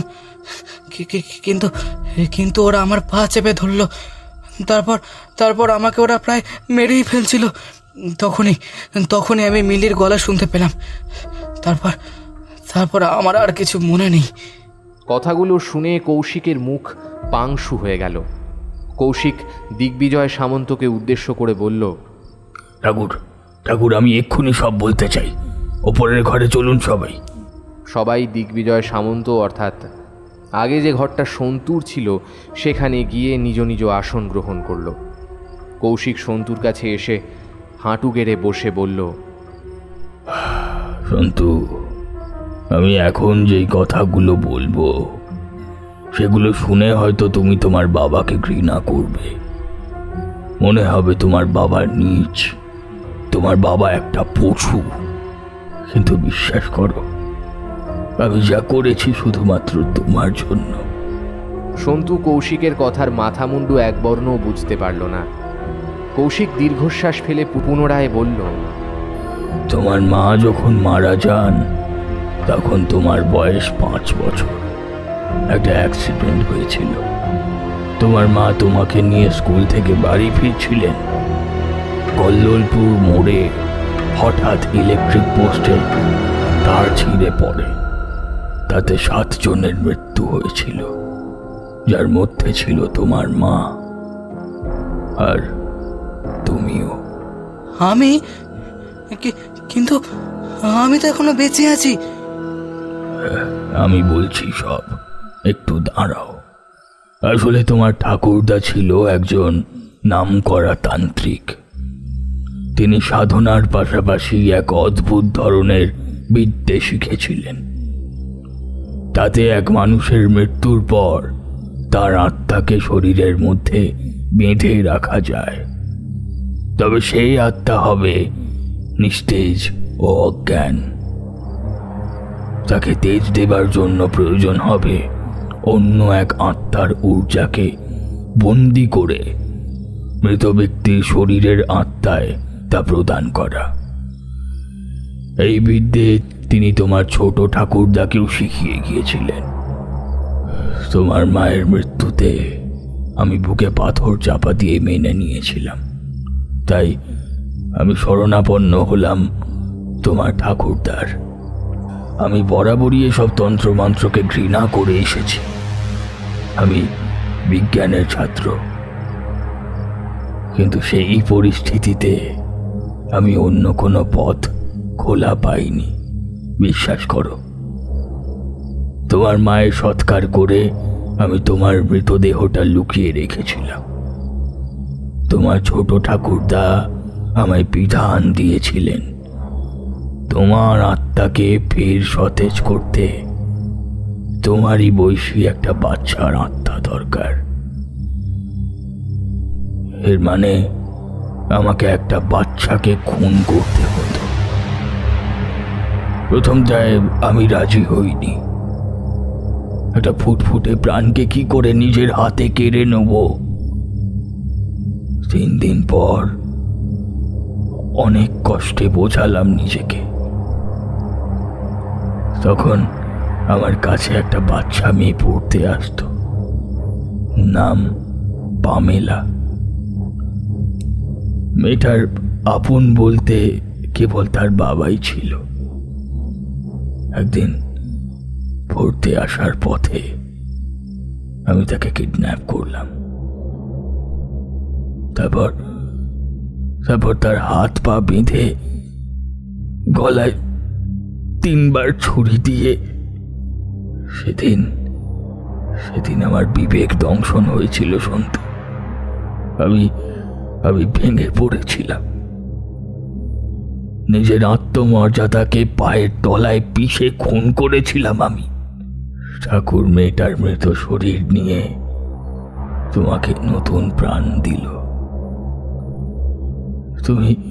তুমি জ্ঞান ফিরে পেলে, কিন্তু সেই ধাক্কায় আগের সমস্ত ঘটনা মন থেকে মুছে গিয়েছিল। যখন পামেলার বাবা তার খোঁজ করলো, আমি বললাম সে যে আমার কাছে পড়তে আসেনি। পুলিশের কাছে প্রমাণ হলো পামেলা বাড়ি থেকে আমার কাছে পড়তে আসার পথে উধাও হয়েছে। তুমি সুস্থ হয়ে উঠলে সন্তু, কিন্তু ইলেকট্রিক শকের কারণে তোমার 2টো পা পঙ্গু হয়ে গেল। 3 বছর ভালোভাবে কাটলো, কিন্তু একদিন হঠাৎ তোমার শরীরটা আবার ভীষণভাবে খারাপ করতে শুরু করলো। তোমার ছোট ঠাকুরদাকে তখন আমি আবার খবর দিলাম। তিনি বললেন তোমার আত্মা আবার দুর্বল হয়ে পড়ছে, নতুন ঊর্জা চাই। আবার একটা বাচ্চাকে গোপনে খুন করলাম। তার নাম বোধহয় বাবলু। তারপরের বছর আবার তোমার শরীর খারাপ হলো, আরো একটা খুন করলাম। এইভাবে তিনটে ছোট ছোট শিশু প্রাণকে আমি আমার নিজের হাতে হত্যা করেছি সন্তু, তোমার জন্য, তোমাকে বাঁচিয়ে রাখার জন্য। তুই ছাড়া যে আবার আর কেউ নেই। তোমার কিছু হলে আমি মরে যাব। সন্তু সন্তু সন্তু এসব শোনার পর তুই আমায় ক্ষমা করবে না? হ্যাঁ, এই সন্তু। সন্তু কিছুক্ষণ পাথরের মূর্তির মতো বসে রইল হুইল চেয়ারে। তার দৃষ্টি মিলির দিকে। মিলি আঙুলের ইশারায় তাকে কী সব যেন বলছে। প্রায় মিনিট 5 পর সন্তু বলল, আমার বেঁচে থাকার জন্য কি 3 বছর ছাড়া ছাড়া একজনকে মারতে হবে? সন্তু, আমাদের ভাগ্যে বিধাতা যা লিখেছেন তা আমরা বদলাতে পারবো না। এই হয়তো ঈশ্বরের ইচ্ছে।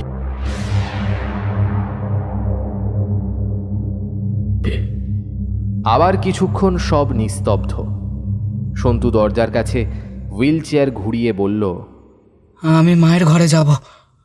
কৌশিক সন্তুর পায়ে মাথা রেখে বলল, সন্তু, তোমার কাছে আমি ক্ষমা পেয়েছি তো। দেখো, তুমি যদি আমায় ক্ষমা না করো তাহলে কিন্তু আমার মরেও শান্তি নেই। মায়ের ঘরে যাব আমি। কৌশিক আর কথা না বাড়িয়ে সন্তুকে নিয়ে গেল দোতলার শেষ ঘরে। সেখানে দেওয়ালে অনুসুয়ার 4টে ছবি, অনুসুয়ার মুখের একটা মূর্তি ও অনুসুয়ার প্রয়োজনীয় সামগ্রী রাখা আছে। সন্তু বা কৌশিকের মন খারাপ হলে তারা এই ঘরে এসেই সময় কাটায়, মিথ্যে অবয়বমণ্ডিত স্মৃতিমন্থন করে। ওরা যে কি পায় তারা তা জানে না। সন্তু ঘরে ঢুকে মায়ের একটা ছবির সামনে এসে বসল। কৌশিক ঘরের দরজা বন্ধ করে দিগ্বিজয় সামন্তের ঘরে চলে এলো। কৌশিকের কাহিনী শুনে পরাগ রায় সত্যি খুব ভয় পেয়েছিলেন। আমতা আমতা করে তিনি বললেন, কৌশিকবাবু, বলছি হয়েছে, রাত হয়েছে। হ্যাঁ, মিলির মা চিন্তা করছে, আমি বরং বাড়ি যাই। চলো মিলি। পরাগ রায় সবে এক পা বাড়িয়েছেন, কৌশিক রক্তমূর্তি ধারণ করে ওনার সামনে এসে দাঁড়ালো। বলল, যতক্ষণ না ঠাকুরের শেষ ক্রিয়া হচ্ছে ততক্ষণে ঘরের বাইরে কেউ পা রাখবেন না। যান, খাটে গিয়ে বসুন। পরাগ রায় অবাক হয়ে গেলেন। আমি বাড়ি যেতে পারবো না? আর কিসের ক্রিয়া? দিগ্বিজয় সামন্ত মুখ খুললেন। পরাগ, সন্তুর আত্মার তেজ আবার ক্রমশ কমে আসছে। মাসখানেকের মধ্যে আবার নতুন আত্মার দরকার হবে। তাই আমরা ঠিক করেছি ঊর্জা প্রদানের ক্রিয়া এখনই সম্পন্ন করে নেব। সেই 1 মাস পরে যা করতে হবে এখনই তা সেরে নেওয়া ভালো। হ্যাঁ, আপনার কথা ঠিক বুঝলাম না। দেখো পরাগ, তোমার মেয়ে মিলি দেবীর রূপ, সুতরাং তার আত্মার শক্তি ও তেজ অফুরন্ত। সন্তু আর তার বয়সও এক। তাই যদি মিলি মায়ের আত্মা সন্তুর শরীরে, বুঝতে পারছো নিশ্চয়ই? পরাগ রায় হতভম্ব হয়ে গেলেন। মেয়েকে 2 হাতে জড়িয়ে ধরে বললেন, আপনারা তাহলে এই কারণে আমাদের বাড়িতে নিমন্ত্রণ করেছেন? শুনুন, মিলি আমাদের রক্ত না হতে পারে, কিন্তু তবু আমি ওর বাবা। আমার প্রাণ থাকতে আমি ওর কিছু হতে দেবো না। পিতার শক্তির কাছে আপনার তন্ত্রমন্ত্র কোনো কাজ দেবে না, বুঝেছেন? কৌশিক ছুটে গিয়ে ড্রয়ার থেকে একটা রিভলভার বের করে পরাগ রায়ের মাথায় ঠেকালো। দিগ্বিজয় সামন্ত চিৎকার করে উঠলেন, কৌশিক, তোমার সাহস কি করে হয়? তুমি আমার সামনে ওসব আগ্নেয়াস্ত্র বার করো? নামাও বন্দুক, আমি তো কথা বলছি ওর সাথে। দিগ্বিজয় সামন্ত নিজেকে শান্ত করে বললেন, দেখো পরাগ, এমনিতেই মিলি তোমার মেয়ে নয়। দেবী চেয়েছিলেন তোমার ঘরে থাকতে, বড় হতে, তাই তিনি তোমাকে বেছে নিয়েছিলেন। কিন্তু আমি ঠিক করেছি তন্ত্র, বলি, যজ্ঞ ইত্যাদি সঠিক বিধিবিধানে আমি দেবীকে মর্ত থেকে মুক্তি দেব। দেবী আবার স্বর্গে ফিরে যাবেন। তখন মিলির শরীরের আর কোনো প্রয়োজন থাকবে না। তাই বলছি পরাগ, অবুঝ হয়েও না, দেবীর এই ইচ্ছা। তারপর উনি মিলির কাছে গিয়ে মিলির পায়ে মাথা ঠেকালেন। মারে, তুই তো জগৎ জননী, সর্বময়ী। আমরা তোর সন্তান, সন্তু তোর সন্তান। বল না নিজের সন্তানের জন্য তুই এইটুকু করবি নে? তুই তো অমর, কালো পড়ি, তোর আয়ুর কি দরকার?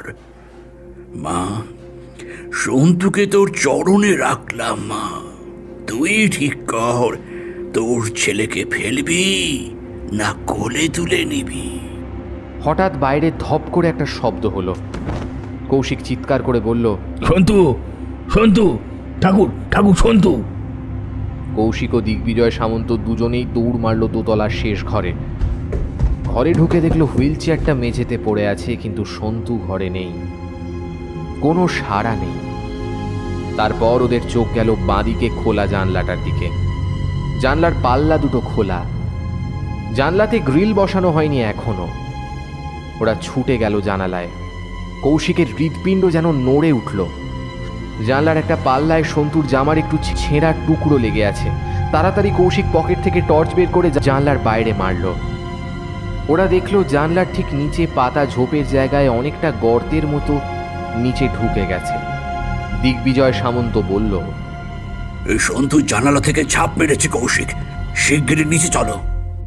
ওরা নিচে এসে ঝোপঝাড় সরালো, কিন্তু সন্তুর কোনো হদিশ পেল না। সামনের গভীর জঙ্গল, পেছনে বাড়ি, বাড়ির মেন গেট বন্ধ, সুতরাং সন্তু বাড়িতে ঢোকেনি।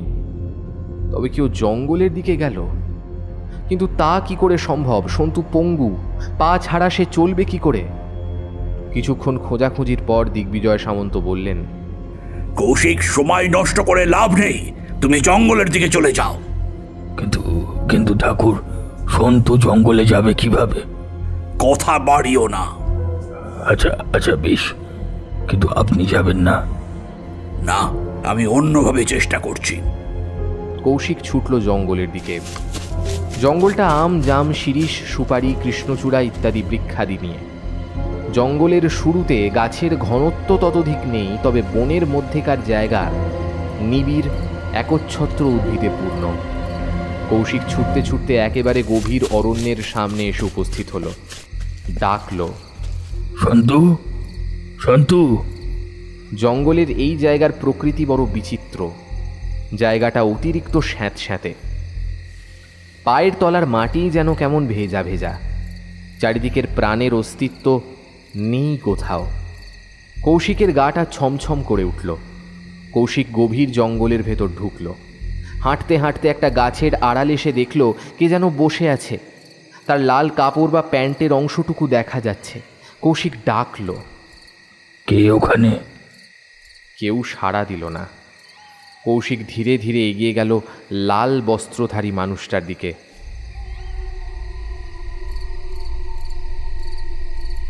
গাছের একদম কাছে গিয়ে তার পা দুটো কেঁপে উঠল। তারপর সে এক ঝটকায় লাল কাপড়টা টেনে ধরল। দেখল মানুষ নয়, একটা লাল গামছা। ঠিক তখন কোত্থেকে একটা শীষের শব্দ এলো। কৌশিক সেই শব্দটা ধরে এগিয়ে গেল। প্রায় 5 মিনিট পর সে একটা ডোবার ধারে এসে উপনীত হলো। ডোবার জল দুর্গন্ধময়। নাক চেপে কৌশিক ডোবার কাছে এসে দাঁড়ালো। আবার শীষের শব্দ। এবার শব্দটা এলো পেছন থেকে। পেছন ফিরেও দেখলো জঙ্গল শেষ হয়ে একটা সরু রাস্তা শুরু হয়েছে। রাস্তাটা ধরে এগিয়ে গেল কৌশিক। কিছুটা গিয়ে কৌশিক আশ্চর্য হয়ে গেল, এ কি, ওটা গাছের ডালে কে বসে আছে? কৌশিক পকেট হাতড়ে টর্চ বের করলো। টর্চের আলোয় দেখা গেল গাছে বসে নেই কেউ, বরং গাছের ডালে গলায় দড়ি দিয়ে টাঙানো আছে একটা মৃতদেহ। কাকা দিগ্বিজয় সামন্তের মৃতদেহ। মৃতদেহের মুখের কাছে টর্চ পড়তেই দিগ্বিজয় সামন্তের বন্ধ চোখের পাতা দুটো খুলে গেল।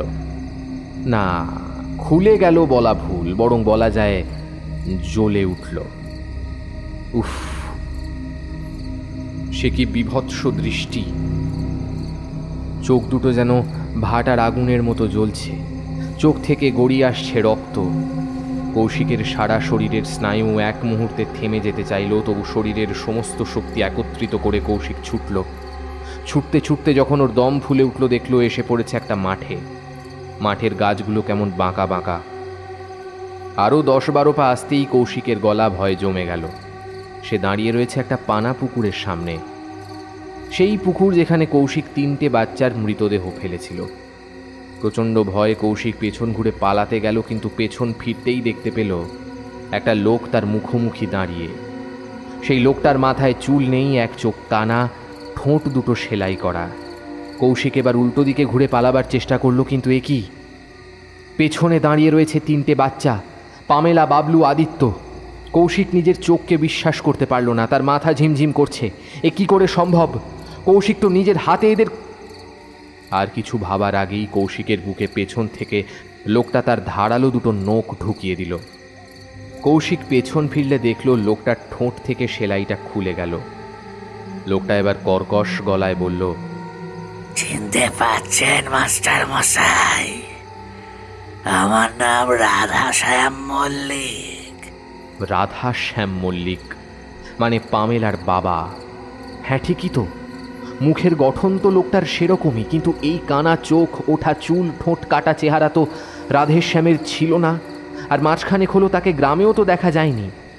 কৌশিক তুতলে উঠে বলল, আপনি রাধেশ্যাম মল্লিক? হ্যাঁ মাস্টার, 1 মাস আগে এই পুকুরে ডুবে মরেছি। আপনি আমার মেয়েটাকে গুম করেছিলেন, আমি তা জানতে পেরেছিলাম। কিন্তু কন্যা বিয়োগে আমার মন, শরীরের অবস্থা এমন হয়ে গিয়েছিল, আমার প্রতিশোধ নেবার শক্তি ছিল না। খালি মনে হতো মেয়েটা কত যন্ত্রণা পেয়েই না মরেছে। সেই যন্ত্রণা উপভোগ করার জন্যই আমি আমার চুল পুড়িয়ে দিয়েছিলাম, এক চোখে গরম শিক ঢুকিয়েছিলাম, নিজের ঠোঁট সেলাই করেছিলাম। কিন্তু তবুর মৃত্যু যন্ত্রণার কাছে সব কিছুই নয়। মরার পর জানতে পারলাম ওর শরীরও এই পুকুরেই আছে। মরে গিয়ে বাপ মেয়ের মিলন হলো। মেয়ে আমাকে বলল সে তার খুনি রক্ত দেখতে চায়। আমি বাপ হয়ে কি করে তার কথা ফেলি বলুন মাস্টার? দেখ পামেলা, এবার তুই শান্তি পাবি। রাধেশ্যাম বাবু, বিশ্বাস করুন, আমি যা করেছি আমার ছেলের জন্যই করেছি। না, কখনোই না। আপনি আপনার ছেলের জন্য কিছু করেননি। সে নিজে তো মন থেকে বাঁচবার কামনা করেনি। আপনি ভয় পেয়েছিলেন সব চলে গেলে একা একা কি করে বাঁচবেন, তাই আপনি যেন সুখে শান্তিতে বাঁচতে পারেন, তাই আপনার ছেলেকে বাঁচিয়ে রেখেছেন। আসল স্বার্থটা আপনার মাস্টার, ছেলের জীবন একটা অজুহাত মাত্র। আপনি পাপী, আপনি রাক্ষস, তাই মরবেন আপনি। কথাটা শেষ হওয়ার সাথে সাথে রাধেশ্যাম মল্লিকের মুখ থেকে একটা সাপের মতো জিভ বেরিয়ে এলো। জিভটা দারুণ গতিতে কৌশিকের চারিদিকে ঘুরে আবার মুখে ফিরে এলো। কৌশিক দেখল তার সারা শরীরে সর্বত্র ছোট ছোট কাটা থেকে রক্ত গড়িয়ে পড়ছে। কৌশিক এবার শেষ চেষ্টা করল, পেছনে ঘুরে দৌড় মারল, কিন্তু পামেলা, বাবলু আর আদিত্যর কাছে গিয়ে মাটিতে পড়ে গেল। তারপর অবাক হয়ে দেখল পামেলা, বাবলু আর আদিত্যর শরীর ক্রমশ পরিণত হয়েছে কঙ্কালে। তারপর 3টে কঙ্কাল ঝাঁপিয়ে পড়ল কৌশিকের ওপর।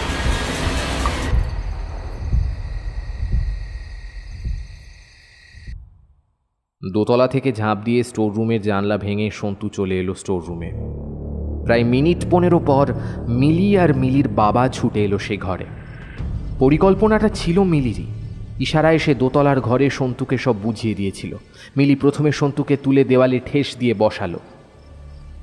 সন্তু একটু দম নিয়ে বলল, বাবার ছোট ঠাকুরদা। তোর ঝাঁপ দেওয়ার আওয়াজ শুনে ওরা বাইরে চলে গেছে তোকে খুঁজতে। এগুলো কি হলো মিলি? আমার বাবা খুনি, আমার প্রাণ আমার নিজের নয়। ওসব মিথ্যে কথা রে, আসল কথা না তোকে বলবো না, দেখাবো, তারা। মিলি সেদিনের মতো বামন হয়ে বসে পেটে দুহাত রাখল। তারপর তার দুহাত মুদ্রার ভঙ্গিতে রাখল উড়ুর ওপর। কিছুক্ষণ চোখ বন্ধ রেখে চোখ খুলল। তার চোখ থেকে আলো ঠিকরে এসে লাগলো ওপরের সিলিংয়ে। সেখানে ফুটে উঠল একটা ছবি। ছবিতে একটা বাচ্চা মেয়ে টেবিলে শুয়ে আছে, তার বুকটা মাঝখান থেকে চেরা। অস্ফুটেই সন্তুর মুখ থেকে একটা নাম বেরিয়ে এলো, পামেলা। টেবিলের উল্টো দিকে ছুরি হাতে দাঁড়িয়ে আছে ছোট ঠাকুরদা দিগ্বিজয় সামন্ত। ওনার শরীরে ডাক্তারের পোশাক। মিলি চোখ বন্ধ করে নিল। সন্তু ছুটে গিয়ে মিলিকে জিজ্ঞাসা করল, মিলি, এই ছবির মানে কি? মানে হলো তোর প্রাণ বাঁচানোর জন্য কাউকে মারতে হয়নি রে। যারা মরেছে তারা সবাই তোর ছোট ঠাকুরদার লোভের জন্য মরেছে। পামেলাকে তোর বাবা কিডন্যাপ করেছিল, কিন্তু তোর জন্য না, ওর হাতটাকে নিয়ে ওরা ব্যবসা করবে বলে। তোর কথা আমি বুঝতে পারছি না। এমন সময় দিগ্বিজয় সামন্ত স্টোর রুমের দরজা খুলে এসে দাঁড়ালেন। একটা প্রকাণ্ড অট্টহাসি হেসে বললেন,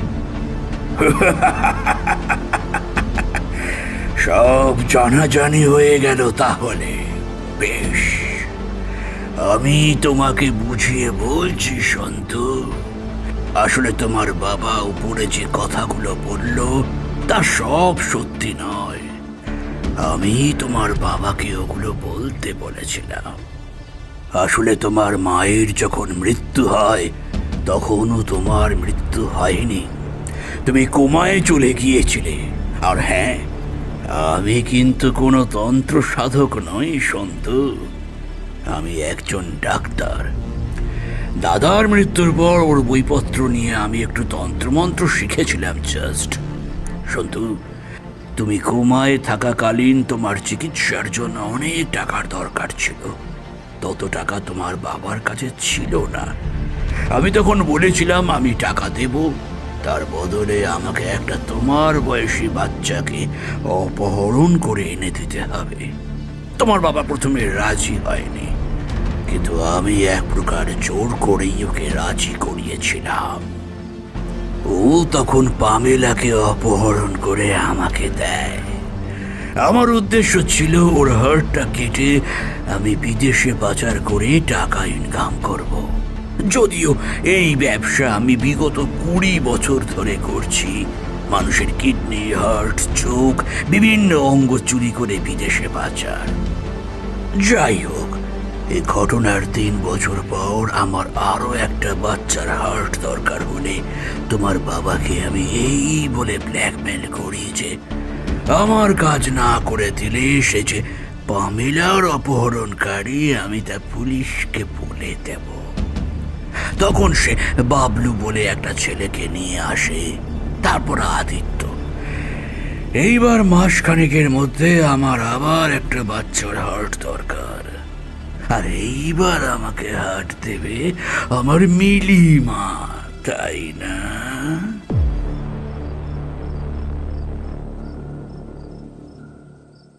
পরাগ রায় মেয়ের সামনে এসে দাঁড়ালেন।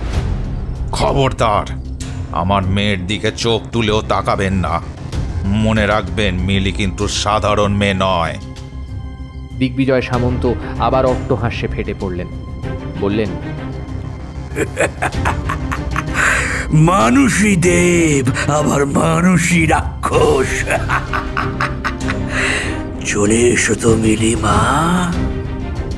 সন্তু অবাক হয়ে দেখল মিলি বাবার পেছন থেকে বেরিয়ে ছোট ঠাকুরদার কাছে যাচ্ছে। সন্তু বাধা দিল, কিন্তু মিলি শুনল না। দিগ্বিজয় সামন্তের সামনে গিয়ে সে দাঁড়ালো। দিগ্বিজয় মিলির হাত ধরা মাত্রই ছিটকে দরজার সামনে ধুলোতে গিয়ে পড়লেন। চোখ মুছে দেখলেন মিলির পেছনে দাঁড়িয়ে আছে একটা লোক। তার মাথায় চুল নেই, একটা চোখ কানা, ঠোঁট দুটো সেলাই করা। এই লোকটাকে তিনি আগেও বাড়িতে একবার দেখেছিলেন। মিলি সন্তুর উদ্দেশ্যে বলল, পাপের নাশ করতেই তোর আমার জন্ম হয়েছে। তুই আমাকে সাহায্য করবি সন্তু? সন্তু মাথা নাড়ল। সঙ্গে সঙ্গে মিলি দুহাত শূন্যে মেলে হাঁ করলো। মিলির মুখ থেকে ধোঁয়ার মতো কি একটা বেরিয়ে প্রবেশ করলো সন্তুর শরীরে। মিলি মাটিতে পড়ে গেল।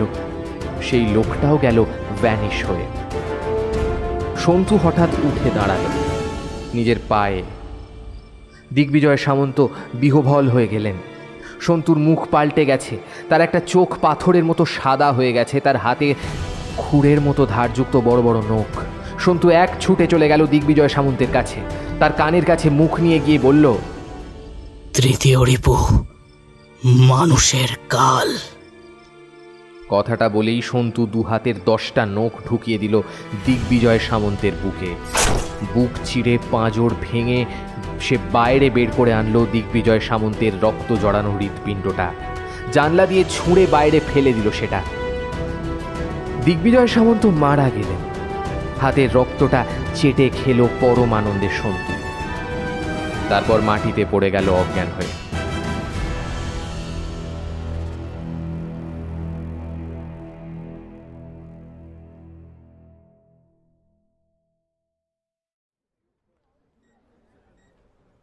ছাব্বিশ বছর পরের কথা।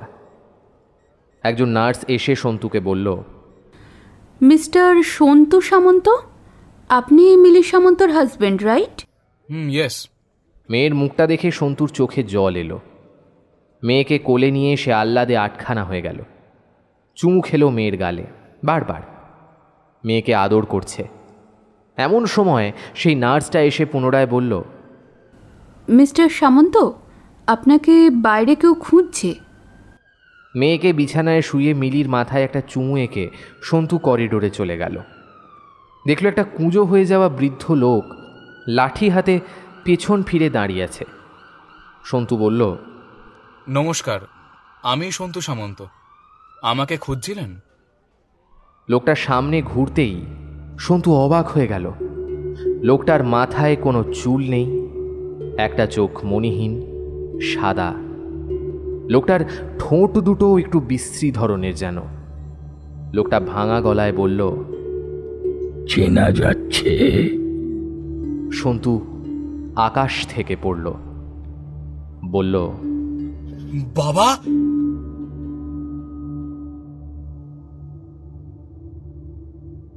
শেষ হলো আজকের গল্প ঠোঁট কাটা। গল্প পাঠে সায়ন্তন, বিভিন্ন চরিত্রে আর্য, বিপুল, সৌমিক, শ্রেয়া, অস্মিতা, রুবিনা, অভি, নীলাঞ্জন, দুর্বা, সৌরভ সাহা। আবহ সৃষ্টিতে সায়ন, নাট্যরূপ মৃত্তিকা, পোস্টার ডিজাইন ক্রিয়েটোমেনিয়া। বিশেষ ধন্যবাদ নীল। গল্পের সূত্রধর আমি বিপুল। ফিরে আসব আরও একটি অভিনব গল্প নিয়ে, তাই কান রাখুন স্কেয়ার এলিভেটর ইউটিউব চ্যানেলে। ধন্যবাদ, শুভরাত্রি।